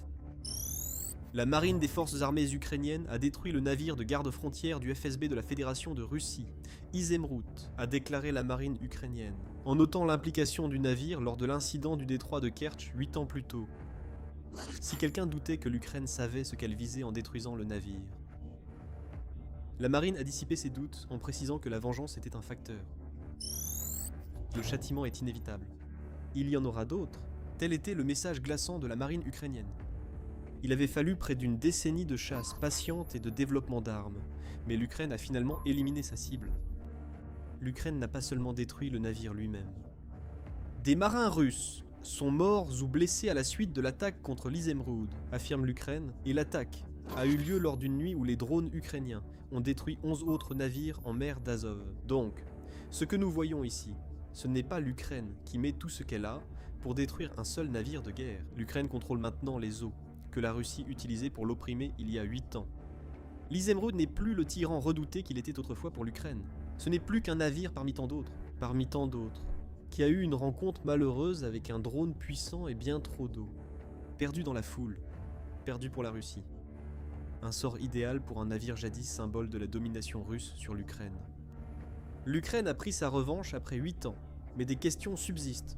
Comment l'Ukraine a-t-elle réussi ce coup? Quel impact concret cette attaque a-t-elle sur la guerre en Ukraine? Nous allons commencer par le premier point. La marine ukrainienne a révélé que l'arme qui a frappé l'Izemrud n'était pas un drone aérien standard. L'Ukraine avait quelque chose de bien plus dévastateur en tête. Un nouveau drone maritime nommé Sargan 3000 a été la clé de cette attaque. Décrit par la marine ukrainienne comme un complexe maritime sans équipage, le Sargan 3000 reste quelque peu mystérieux parmi les drones maritimes de l'Ukraine. Nous savons qu'il s'agit de l'un des nouveaux ajouts à la flotte croissante de navires sans équipage de l'Ukraine, mais il semble rester dans l'ombre des drones maritimes bien plus célèbres comme le Magura Vipv5 et le Sibé. Le président ukrainien Volodymyr Zelensky a déjà parlé du Sargan 3000, le qualifiant de plateforme polyvalente à la fois maniable et assez polyvalente pour accomplir toutes sortes de missions, y compris des opérations de frappe. Mais au-delà de cela, nous n'en savons pas beaucoup plus, du moins en ce qui concerne les spécifications. Le Sargan 3000 n'est officiellement entré en service dans la marine ukrainienne qu'en 2026. Mais au-delà de cela, les informations concernant la vitesse et la charge utile du Sargan 3000 sont classifiées. Cependant, nous savons un peu à quel point ce drone maritime peut être destructeur, et pas seulement à cause du naufrage de l'Izemrud. En avril dernier, Euromiden Press a rapporté ce qui semblait être le premier déploiement du Sargan 3000 en mer Noire. Encore une fois, l'Ukraine n'a rien divulgué publiquement. Un blogueur militaire ukrainien nommé Serhiy Mizyura a déclaré que les drones aperçus dans un montage vidéo publié par la marine ukrainienne à cette période semblaient être le nouveau drone, que Mizyura affirmait pouvoir être équipé à la fois de canons et de missiles. Le premier n'aurait pas suffi à abattre l'Izemrud, mais le second, c'est une toute autre histoire. D'autres indications de l'efficacité du Sargan 3000 sont venues d'un indice donné par le porte-parole de la marine ukrainienne, Dmitry Pletenchuk, a laissé entendre lorsque l'Ukraine a participé aux exercices militaires REPMUS, qui ont eu lieu au large des côtes portugaises en 2025. Pletenchuk a indiqué que le nouveau drone maritime de l'Ukraine avait participé à cet exercice. C'était remarquable car, lors de l'exercice REPMUS, des drones ukrainiens ont coulé une frégate de l'OTAN dans un scénario de guerre, montrant l'efficacité de la marine non traditionnelle ukrainienne. La frégate de l'OTAN a été touchée avant de voir arriver les drones. Les rapports de l'époque indiquaient que les Magura Vipv7 ukrainiens avaient coulé la frégate, mais la question doit être posée. Le Sargan 3000 a-t-il participé à cette attaque? L'Ukraine n'a rien dit de plus. Elle a maintenu le secret sur le drone maritime pendant des mois. Le mystère subsiste toujours, mais quelles que soient les spécifications techniques du Sargan 3000, l'Izemrud vient d'apprendre une chose avec certitude. Le nouveau drone maritime ukrainien peut couler un navire de guerre russe. Quant à l'Izemrud lui-même, voici ce que nous savons sur le navire et ce qu'il est devenu. Lancé en 2014, l'Izemrud était l'un des membres les plus modernes de la flotte de la mer Noire, que la Russie pensait être la clé de sa victoire pendant la guerre. Il a joué un rôle clé pour que la Russie garde le contrôle des eaux autour de la Crimée avant l'invasion. Comme lors de l'incident de 2018. Ce n'est pas un navire massif, mesurant 62,5 mètres de long. L'Izemroud affiche un déplacement maximal de 750 tonnes, et il peut atteindre une vitesse maximale de 27 nœuds. Il possède aussi une plateforme pour hélicoptères. Cela suggère que la Russie pourrait utiliser le navire pour des missions de reconnaissance et des frappes aériennes. Le navire en soi n'est pas nécessairement un atout militaire majeur. Il fonctionne bien comme patrouilleur et était assez grand pour éperonner des navires ukrainiens, en 2018. Cela tient surtout au fait que l'Ukraine n'a pas vraiment de marine, plus qu'à la menace de l'Izemroud. Le bloc défense rappelle que l'Izemroud appartient à la classe Rubin de patrouilleurs, dont l'Ukraine a démontré la vulnérabilité pendant la guerre. En décembre 2025, l'Ukraine a détruit le Rasoul Gamzatov, qui est un navire de la classe Rubin comme l'Izemroud, Enmir Caspian.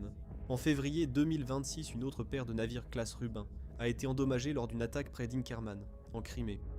On peut peut-être voir ces frappes comme un entraînement. Le plat de résistance de cette vengeance, servi bien froid, arriverait plus tard. Quant au sort de l'Izemroud, eh bien, nous aurions vraiment dû parler du navire au passé lors de notre analyse de ses capacités. Dire que l'Izemroud est un navire de classe Rubin est incorrect. C'était un navire de classe Rubin. Des photos satellites du site de la frappe ukrainienne au Sargan 3000 ont déjà fait surface. Elles ne donnent pas une bonne image de ce qui est arrivé à l'Izemroud. Ces photos montrent que l'Ukraine a frappé le navire alors qu'il était à quai et elles confirment une destruction totale. Le navire a presque été coupé en deux sur toute sa longueur d'amarrage. Il ne flotte encore que grâce à l'endroit où il était quand l'Ukraine l'a frappé. Il n'y a qu'une façon de voir les choses, même si le navire est en deux morceaux. L'Izemroud, c'est fini. Il ne reviendra pas.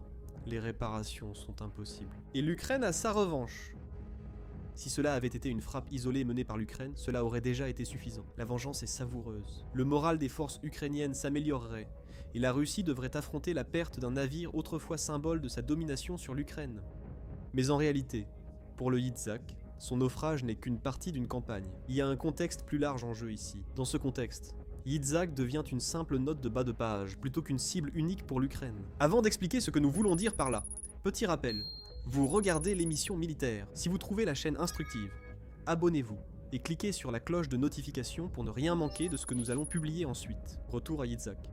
Ce que nous voyons vraiment avec le naufrage de ce navire, c'est le symptôme d'un problème que la Russie connaît depuis très longtemps. La Russie ne contrôle plus les eaux qui entourent la Crimée. En mer Noire, les difficultés russes sont connues et rapportées depuis longtemps, et elles ne s'améliorent pas. La flotte autrefois redoutée de la mer Noire, censée la contrôler, n'existe presque plus. Près d'un tiers de la flotte a été détruit ou endommagé, le reste des navires s'étant replié aussi loin que possible. Ce n'est pas très utile. Les drones aériens et maritimes ukrainiens ont désormais une portée suffisante pour frapper à tout moment les navires de la flotte de la mer Noire, et la Russie le sait. Nous l'avons vu en avril, lorsque l'Ukraine a lancé une attaque contre le port de Novorossiysk sur la mer Noire.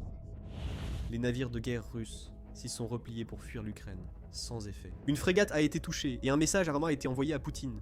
Il a perdu la mer Noire. Il n'y a désormais plus aucun endroit où les navires russes peuvent se réfugier en mer Noire. Seuls ces sous-marins étant encore capables d'agir dans cette voie navigable. C'était déjà assez grave pour la Russie. Aujourd'hui, l'Ukraine étend sa domination jusqu'à la mer d'Azov, reliée à la mer Noire par le détroit de Kertch, là où tout cela a commencé en 2018.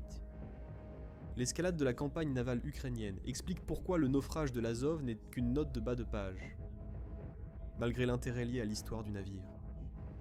La réalité de la Russie en ce moment, c'est que le Yitzhak n'est qu'un des trop nombreux navires de guerre russes et navires de la flotte fantôme qui sont actuellement frappés par les drones ukrainiens en mer d'Azov.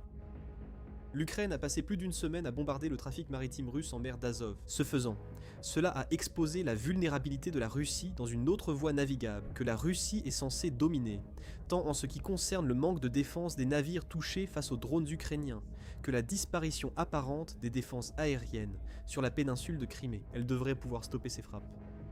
Les résultats ont été spectaculaires. Au cours des 8 jours précédant le 13 juillet, l'Ukraine avait touché 105 navires en mer d'Azov, dont la plupart étaient des pétroliers de la flotte fantôme. Cependant, des vedettes de patrouille, remorqueurs, ferries et cargos comptent aussi parmi les pertes. L'Ukraine ne ralentit pas cette campagne. Dès le lendemain, le nombre de navires touchés s'élevait à 116. Alors que l'Ukraine intensifie une campagne destinée à isoler la Crimée et à montrer aux occupants de cette péninsule que la Russie a réellement perdu le contrôle des eaux environnantes. Le Itsak est sans doute le navire le plus médiatisé parmi les dizaines de navires détruits par l'Ukraine. Mais cela reste juste un autre navire perdu par la Russie face à une campagne à laquelle elle ne sait répondre. C'est une humiliation pour Poutine. S'étant présenté pendant tout son règne comme l'homme fort capable de protéger les Russes contre tout, il a été exposé comme quelqu'un qui n'arrive même pas à garder le seul bout de territoire que la Russie avait réussi à s'approprier sous son règne expansionniste. La Russie ne parvient pas à réagir aux actions actuelles de l'Ukraine. Les navires de guerre de la flotte de la mer Noire, censés mettre un terme à tout cela, se cachent tandis que leurs équipages espèrent ne pas être les prochaines cibles de l'Ukraine. Ainsi, la Russie n'a trouvé d'autre réponse que de restreindre le trafic maritime pour limiter les frappes ukrainiennes. La Russie a suspendu la navigation sur le canal Donazov, qui relie le réseau fluvial russe à la mer d'Azov et, en fin de compte, à la mer Caspienne. Al Jazeera a rapporté le 14 juillet que le ministère russe de l'Agriculture affirme désormais que le pays cherche à sécuriser des routes maritimes alternatives et pourrait rediriger le fret alors que les frappes ukrainiennes se poursuivent. L'action de l'Ukraine en mer d'Azov bloque l'arrivée de carburant et d'approvisionnement en Crimée. Cela empêche aussi la Russie d'exporter son blé et son pétrole vers d'autres pays, affectant directement le trésor de guerre déjà affaibli que Poutine utilise pour financer l'invasion de l'Ukraine. Et ne croyez pas que l'Ukraine a oublié la mer Noire parce qu'elle concentre ses efforts sur la mer d'Azov. Le 15 juillet, United 24 Medi a rapporté que l'Ukraine avait tourné son attention vers la mer Noire, et elle l'a fait avec panache, alors que 20 autres navires russes ont été touchés par les énormes essaims de drones ukrainiens. Parmi eux se trouvaient 17 pétroliers, un remorqueur et 2 méthaniers transportant du gaz naturel liquéfié. L'Ukraine affirme qu'il s'agit de la deuxième phase d'une opération de drones maritimes qui a commencé en mer d'Azov et qui s'étend maintenant à nouveau en mer Noire. C'est la flotte fantôme russe qui en paie les conséquences. Le Yatsenrud n'appartenait pas à la flotte fantôme. C'était un navire de guerre. Certes, guère plus qu'une vedette de patrouille, mais c'est une autre victime du fait évident qu'un pays sans marine traditionnelle domine désormais la Russie et ses centaines de navires.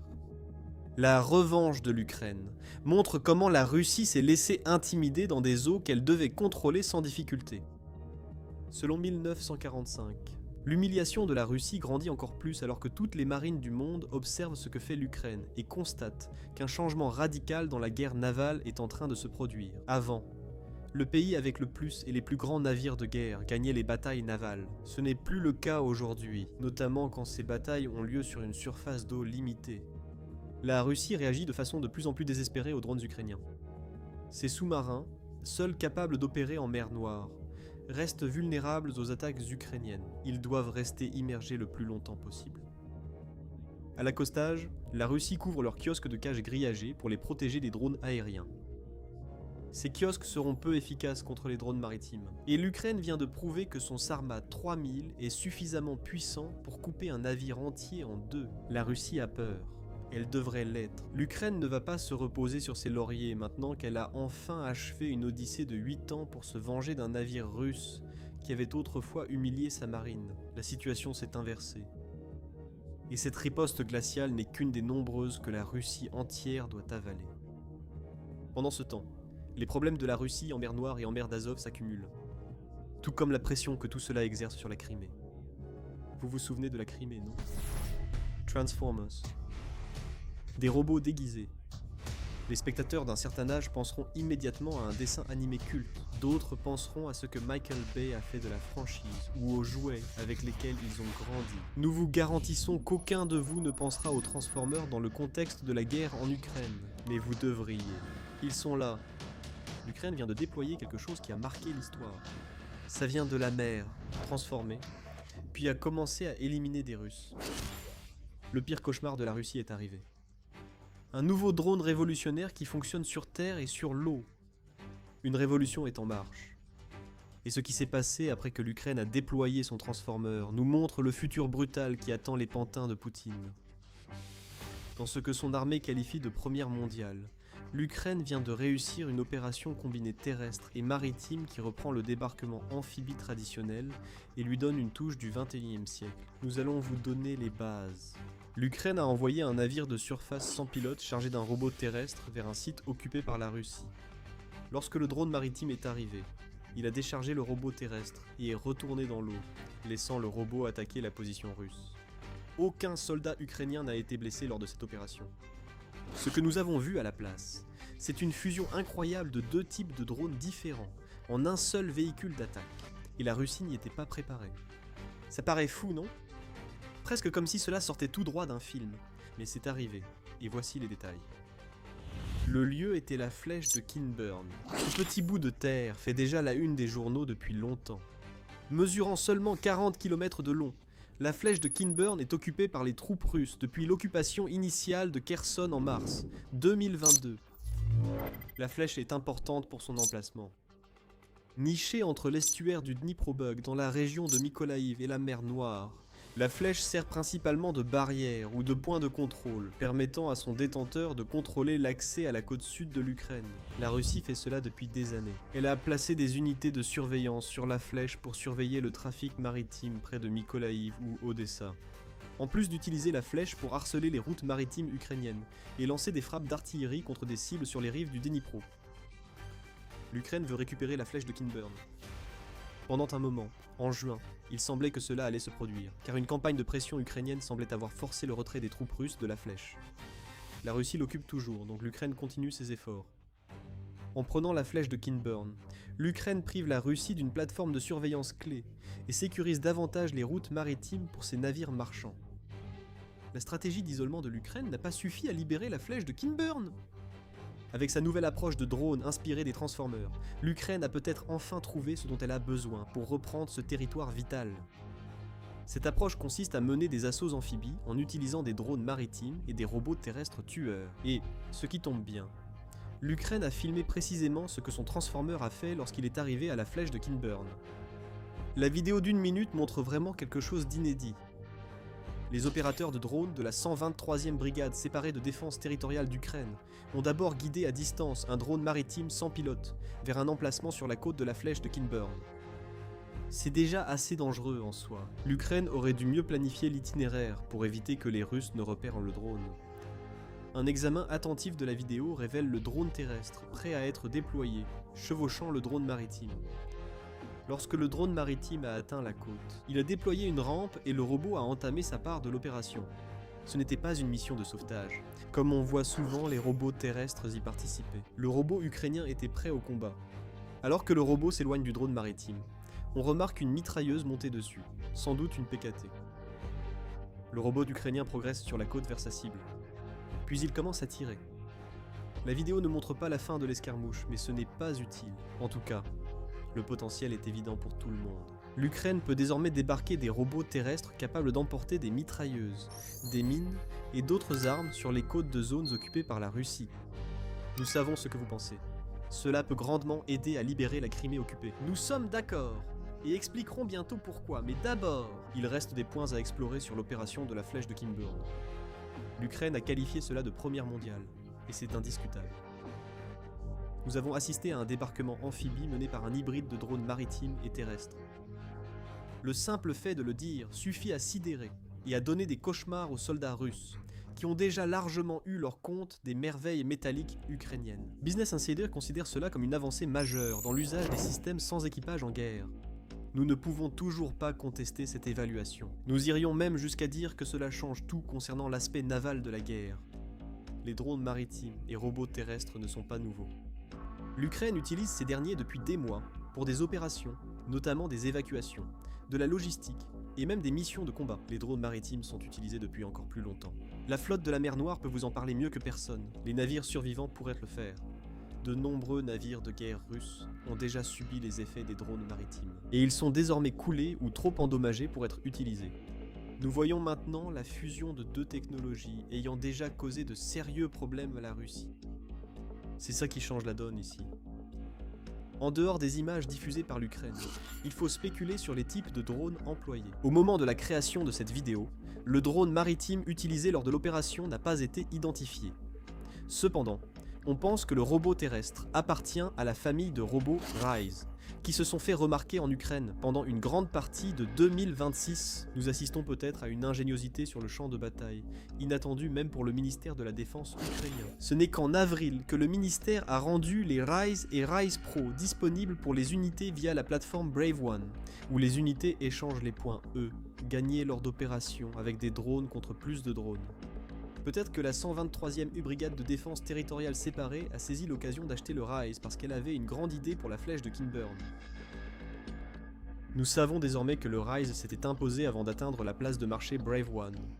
À Dobropelia, des membres de la 93e brigade mécanisée séparée d'Ukraine avaient déjà utilisé un Rise dans le cadre d'une contre-offensive, où le robot, équipé d'une mitrailleuse, a servi à nettoyer les maisons occupées des soldats russes.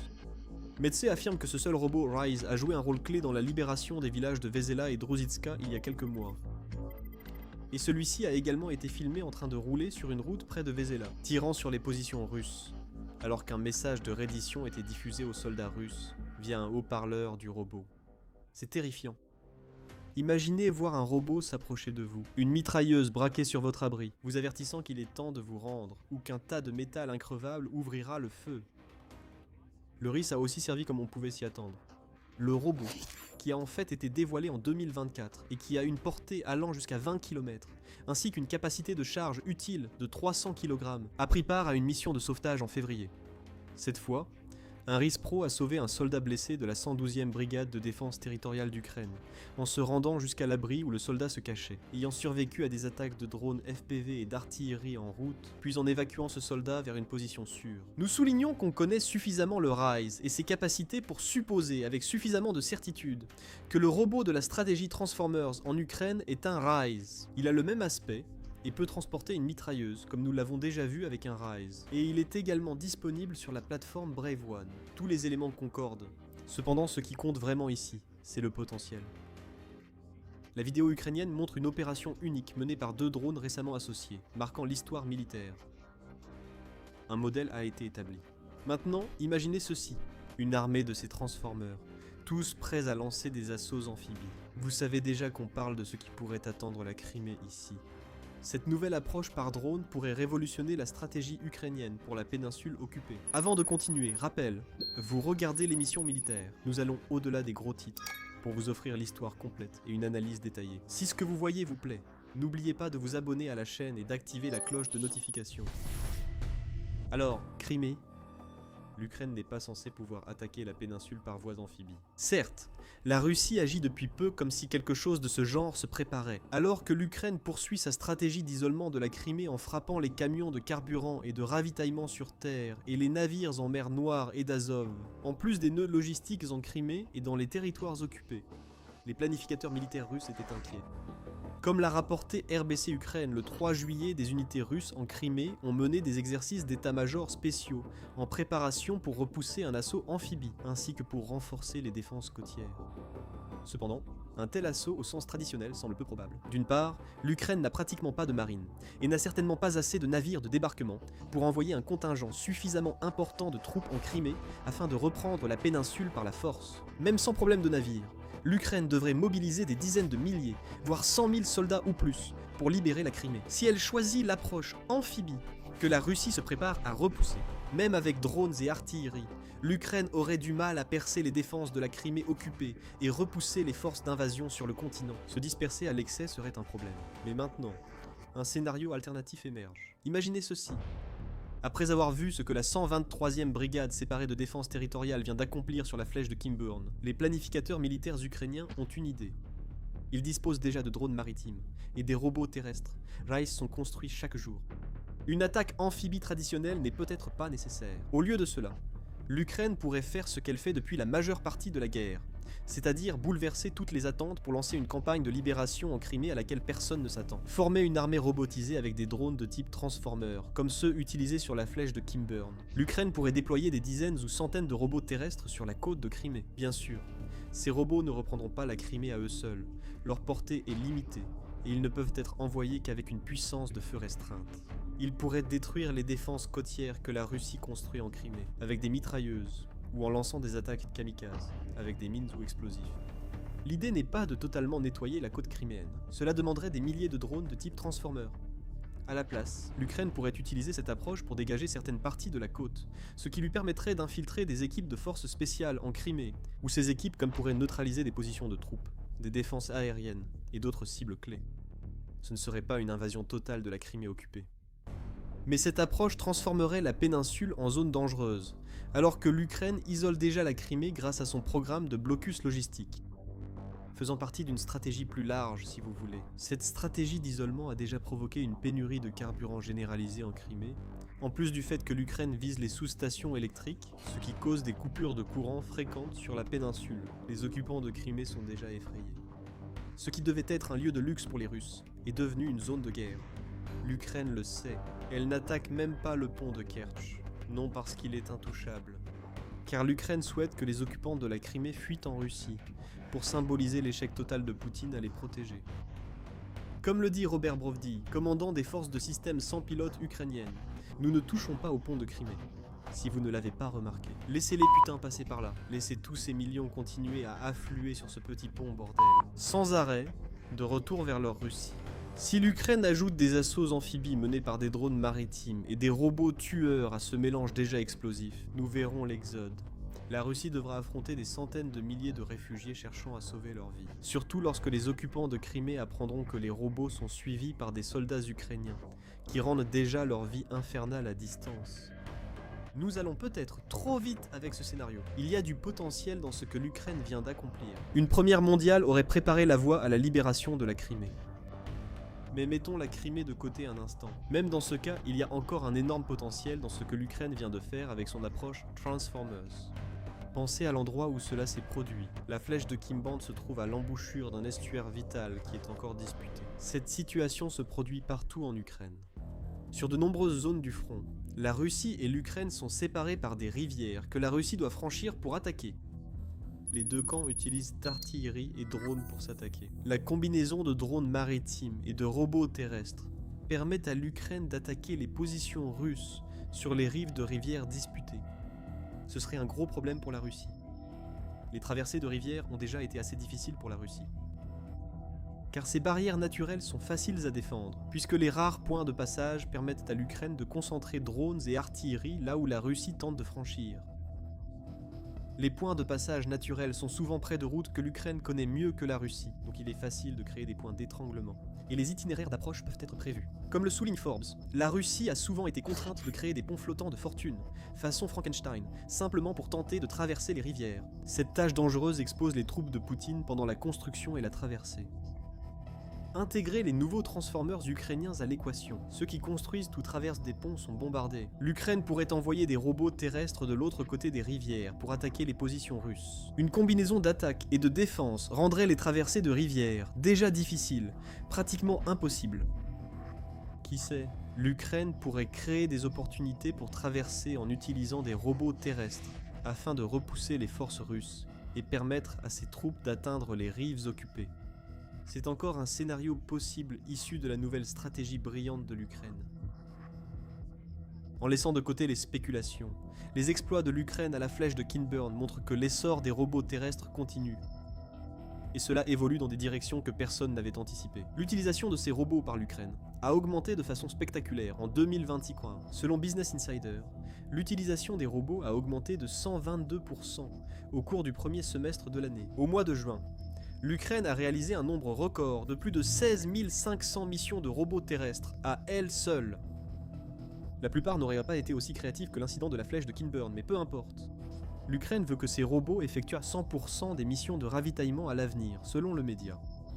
Nous découvrons désormais le potentiel offensif de ces robots. La flèche de Kinburn a révélé ce potentiel. Il en va de même pour les robots terrestres, utilisés dans les deux villages que nous avons mentionnés plus tôt. Et en juin, le média United 24 a rapporté que l'Ukraine avait même réussi à libérer tout le village de Novoplatonivka avec un robot terrestre. Il y a donc peut-être un potentiel pour qu'ils prennent des positions russes en Crimée et ailleurs. Ces robots sont là pour durer. Nous voyons désormais les drones maritimes devenir des tueurs sur Terre, grâce à la polyvalence des robots terrestres ukrainiens. Nous avons encore un point à aborder, ingéniosité. Elle est au cœur de toute la défense de l'Ukraine contre l'invasion russe. Et le Transformer à la flèche de Kinburn est l'exemple parfait des soldats ukrainiens qui trouvent des idées qui ne viendraient à l'esprit nulle part ailleurs. L'ingéniosité des drones ukrainiens leur permet désormais de frapper à des milliers de kilomètres en Russie. L'Ukraine fabrique désormais ses propres missiles de croisière et imagine sans cesse des tactiques et des stratégies qui compensent les avantages russes en effectifs et en matériel. C'est cette ingéniosité qui a transformé l'Ukraine, passant du statut de simple bénéficiaire d'aide dans la grande architecture militaire européenne à celui de partenaire de sécurité apprécié dans toute l'Europe. L'Ukraine est un innovateur. Elle a montré une capacité remarquable à adapter des technologies civiles en machines de guerre meurtrières.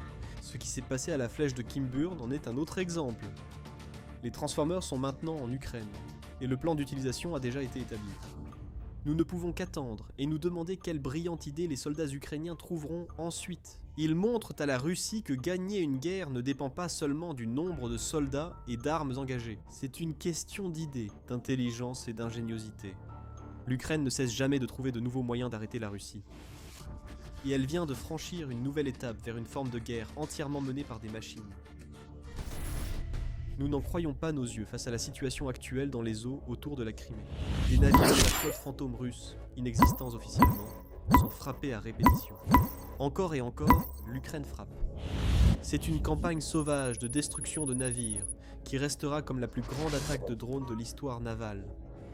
Les navires russes de ravitaillement et les pétroliers disparaissent, simplement, perdus dans le feu et la fumée. Et le meilleur dans tout ça, c'est que Poutine est impuissant à arrêter quoi que ce soit, alors que l'Ukraine se rapproche chaque jour de la libération de la Crimée.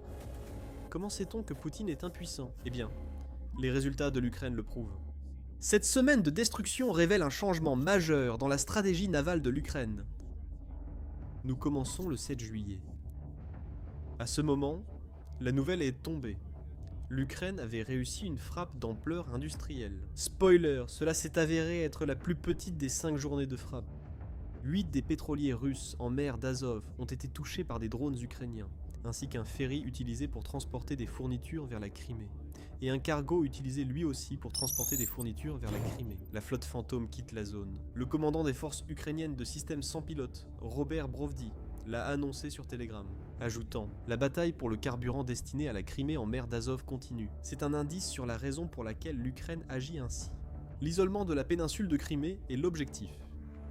Avec les routes terrestres coupées, l'Ukraine se tourne vers le transport maritime. Même une frappe isolée aurait déjà été énorme pour l'Ukraine. Cela aurait aussi aggravé la crise du carburant en Crimée, devenue si grave que les soldats russes ne peuvent démarrer leurs véhicules que pour des missions de combat. Mais cette frappe a envoyé un message. Les drones de l'Ukraine peuvent à la fois atteindre la mer d'Azov et mener des frappes juste à côté du pont de Kerch. C'est la seule route pour sortir de la Crimée pour des centaines de milliers d'occupants russes. Mais l'Ukraine avait encore d'autres atouts dans sa manche, beaucoup plus encore. Comme un magicien, l'Ukraine a fait disparaître des navires de la flotte fantôme russe partout en mer d'Azov. Le 8 juillet a apporté un nouveau rapport. 9 pétroliers ont été touchés en mer d'Azov, selon Brovdi.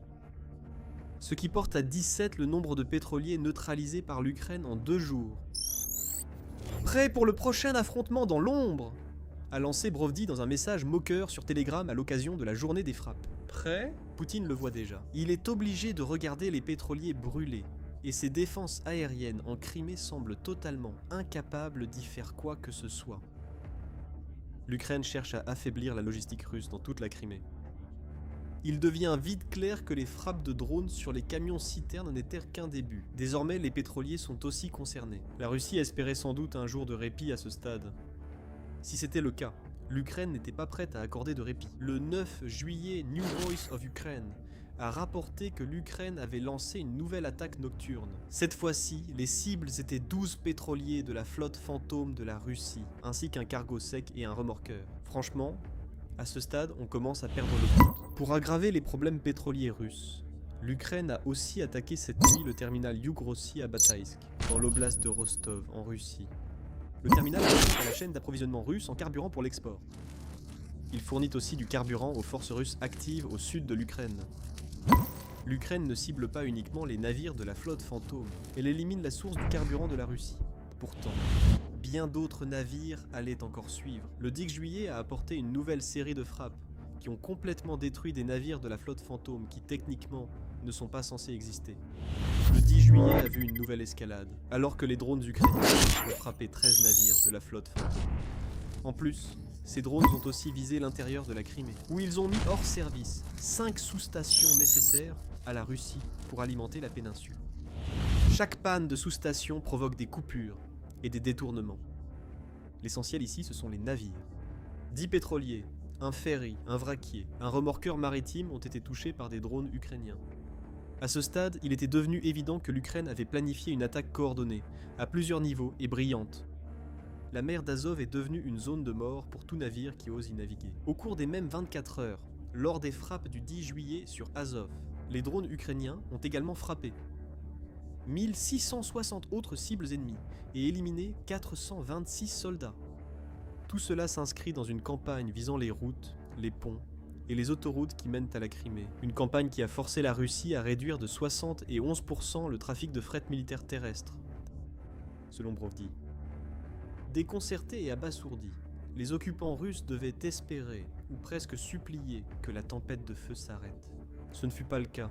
L'Ukraine avait encore un atout majeur. Le 11 juillet, une nouvelle série de frappes nocturnes a détruit 21 pétroliers russes dans la région de la mer d'Azov, ainsi qu'une paire de cargos secs, 4 remorqueurs et un navire spécialisé. Leur flotte de pétroliers fantômes diminue visiblement. Brovdi a ironisé dans son rapport sur Telegram. Nous voulons dire, bien sûr que c'est le cas. Des dizaines de navires sont frappés par des drones. Des navires cachés dans l'ombre ont été découverts et brûlent désormais. L'attaque du 11 juillet est désormais considérée comme la plus grande opération maritime de drones jamais réalisée par l'Ukraine. United 24 Media Report. Et en prime, l'Ukraine a également détruit 53 autres cibles militaires à travers la Crimée. Alors que 21 pétroliers et plusieurs autres navires de la flotte fantôme brûlaient en mer d'Azov. L'Ukraine a trouvé l'interrupteur d'arrêt de la Crimée, et elle vient d'actionner cet interrupteur. Comment cela pourrait-il empirer ? Les acolytes du Kremlin de Poutine ont sûrement pensé cela en voyant les flammes envahir leurs navires de la flotte fantôme. L'Ukraine avait la réponse le 12 juillet. Oui, encore une nuit de frappe contre la flotte fantôme. Le nombre était légèrement inférieur à celui du 7 juillet. Selon le Kyiv Independent, seuls 14 navires de la flotte fantôme ont coulé, dont 10 pétroliers et 4 ferries. Brovdi affirme que ces frappes ont couronné une semaine où l'Ukraine a frappé un navire russe en mer d'Azov toutes les 112 minutes. Nous dirions que la Russie pouvait respirer. Nous aurions probablement tort à ce sujet. Nous écrivons ce script le 13 juillet. Nous parions qu'il y aura encore plus de rapports de frappe demain. Et le jour suivant, et encore le jour d'après. C'est une campagne continue d'isolement de la Crimée et de démantèlement de la flotte fantôme. Et nous n'avons même pas besoin de nous fier uniquement à la parole de l'Ukraine pour ce qui se passe. Il existe des preuves au-delà des déclarations sur Telegram de Brovdi. Les satellites FIRMS de la NASA, qui surveillent les incendies et points chauds, ont signalé des incendies partout en mer d'Azov ces derniers jours. Nous savons que ces incendies proviennent de navires de la flotte fantôme touchés par des drones. Le monde fait tout un plat lorsque l'Iran ferme le détroit d'Ormuz, et c'est compréhensible. Mais ce que nous avons vu en juillet, c'est l'Ukraine lancer des frappes de drones qui vont bien au-delà de tout ce que l'Iran a pu réaliser. Le détroit de Kertch est désormais interdit à la navigation russe. La flotte fantôme est en train d'être réduite. Et chacun des navires que l'Ukraine vise se trouve à un endroit très précis qui s'inscrit dans la stratégie globale de l'Ukraine visant à isoler la Crimée. La mer d'Azov est reliée à la mer Noire par le détroit de Kertch, au-dessus duquel se trouve le pont mentionné plus tôt. Les navires attaqués par l'Ukraine transportent du pétrole, des céréales, des approvisionnements, et plus encore par le détroit de Kertch vers la mer Noire, puis vers la Crimée ou le continent ukrainien, ou inversement. Les navires traversent aussi la mer d'Azov pour atteindre les eaux internationales. L'Ukraine est en train d'instaurer, en substance, un blocus, semblable à celui observé dans le détroit d'Ormuz, sauf que celui-ci est bien plus intense. Et ce blocus a un impact. La Russie a dû prendre une décision qu'elle n'a jamais souhaité prendre. Avant d'annoncer la décision, rappelons que vous regardez l'émission militaire. Abonnez-vous si notre chaîne vous est utile. Il y a bien plus de contenu similaire. Alors, la grande manœuvre. La Russie a été contrainte d'arrêter le transport par le canal Don-Azov, qui relie le fleuve Don à la mer d'Azov. C'est mauvais pour la Russie. Le pays est l'un des plus grands exportateurs de céréales au monde, et un quart de ce qu'il vend transite par ce canal précisément. Le FSB russe a annoncé qu'aucune demande de passage par le détroit de Kertch ne serait acceptée à partir de 18h, 10h locales, le 10 juillet. On ignore quand la suspension du trafic maritime sera levée. Je dirais que ce sera quand les drones ukrainiens cesseront de détruire les navires de la flotte fantôme en mer d'Azov. Il ne semble pas y avoir beaucoup de chances que cela arrive de sitôt. D'autres navires de la flotte fantôme brûleront. La campagne ukrainienne en mer d'Azov révèle 3 enseignements, tous défavorables à la Russie, impuissante alors que de plus en plus de navires de sa flotte fantôme sont endommagés et coulés. La première, c'est ce que nous venons de mentionner. La Russie semble incapable de faire quoi que ce soit face à ce que fait l'Ukraine. Il est désormais clair que l'Ukraine ne mène pas de frappes isolées contre la flotte fantôme. Il s'agit d'une campagne coordonnée et menée sur plusieurs jours, qui semble conçue pour éliminer complètement la flotte fantôme de la mer d'Azov. Les drones ukrainiens arrivent de plusieurs directions, ce qui indique que l'Ukraine a obtenu la supériorité aérienne au-dessus de la mer d'Azov. On voit aussi que la Russie n'escorte pas ses navires de la flotte fantôme avec des navires militaires dans cette voie navigable. Ces navires auraient pu embarquer les défenses aériennes pour abattre les drones ukrainiens, mais ils ne sont clairement pas là. Cela est sans doute lié au fait que l'Ukraine a déjà détruit au moins un tiers de la flotte de la mer Noire, qui aurait pu offrir une protection, nous révélant une autre facette de la stratégie ukrainienne. D'abord, les navires de guerre, puis les pétroliers de la flotte fantôme. Et pour couronner le tout, il semble aussi que la Russie n'a pas d'avion d'alerte avancé au-dessus de la mer d'Azov ou du détroit de Kertch. Aucune indication ne montre que la Russie intercepte réellement les drones ukrainiens. Cela suggère un manque de système d'alerte avancé permettant aux défenses aériennes russes, près de la mer d'Azov, de détecter une attaque de drones. La Russie est totalement incapable d'empêcher l'Ukraine de faire ce qu'elle fait. Une semaine de frappes quotidiennes le prouve. La faiblesse navale de la Russie dans les eaux qui entourent la Crimée a été révélée ici. Mais même si ce fait va faire paniquer Poutine et son entourage, il y a un deuxième aspect dans tout cela qui montre une transformation complète de la façon dont l'Ukraine aborde sa campagne navale contre la Russie. Quelque chose a changé. Une campagne autrefois axée sur les navires de guerre a évolué. Pour qui a été attentif, c'est une évolution naturelle que la Russie aurait dû anticiper.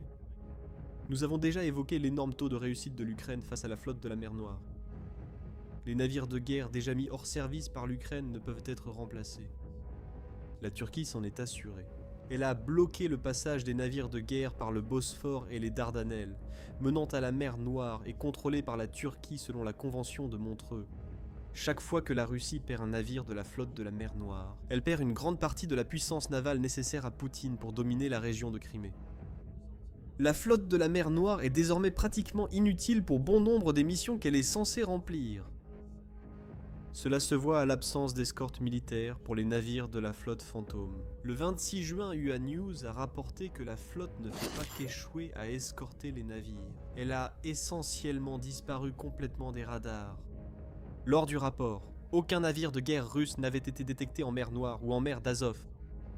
Ce n'est pas parce que la Russie a inventé un nouveau camouflage miraculeux qui cache ses navires au radar. C'est simplement que ces navires ne sont pas là.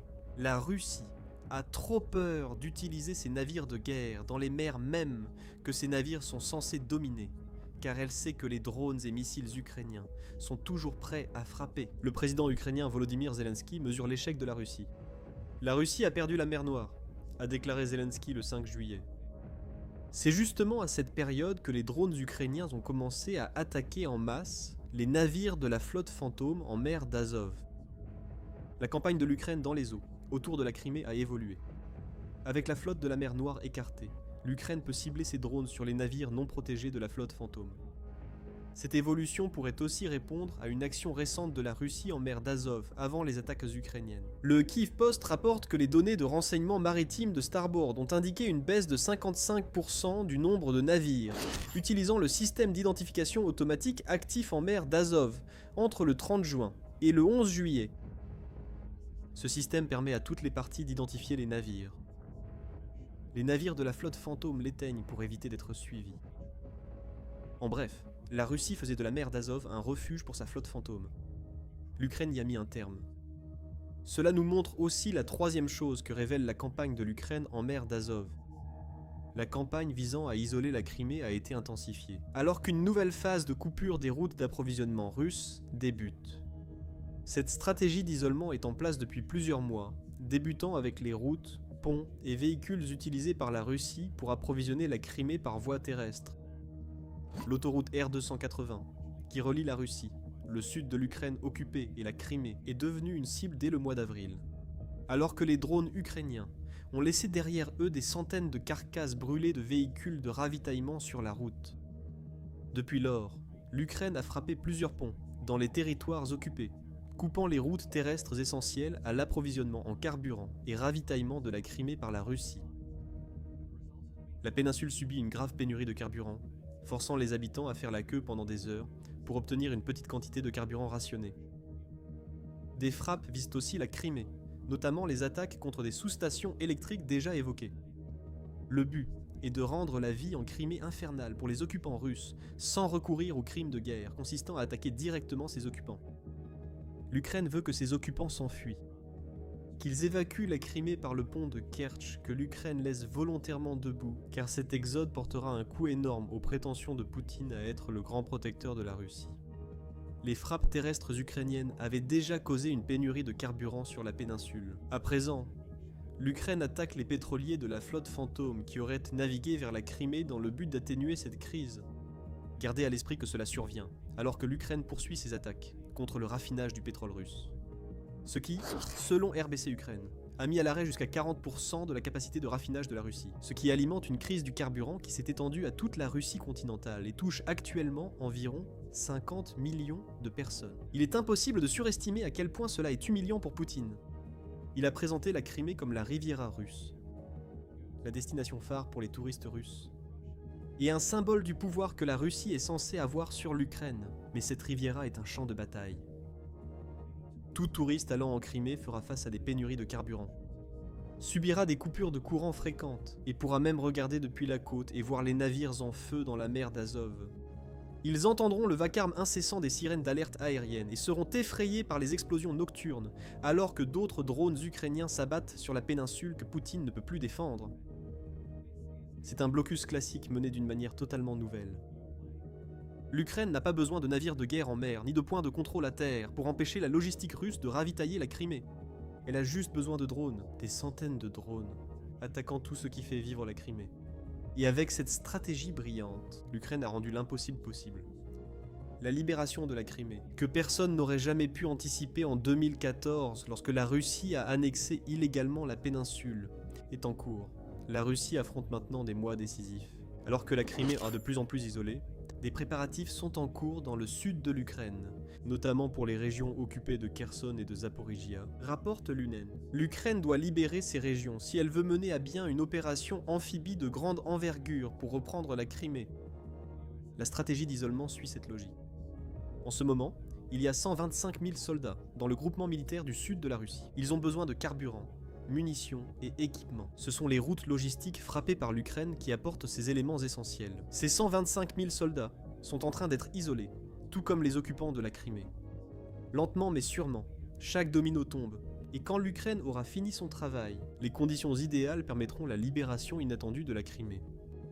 Des dizaines de navires de la flotte fantôme brûlant en mer d'Azov ne sont pas l'objectif final. Nouvelle étape dans une campagne brillante que Poutine ne peut arrêter. Mais alors que cette campagne se poursuit, il y a 1,5 million d'occupants russes que en Crimée, qui éprouvent le regret le plus profond possible.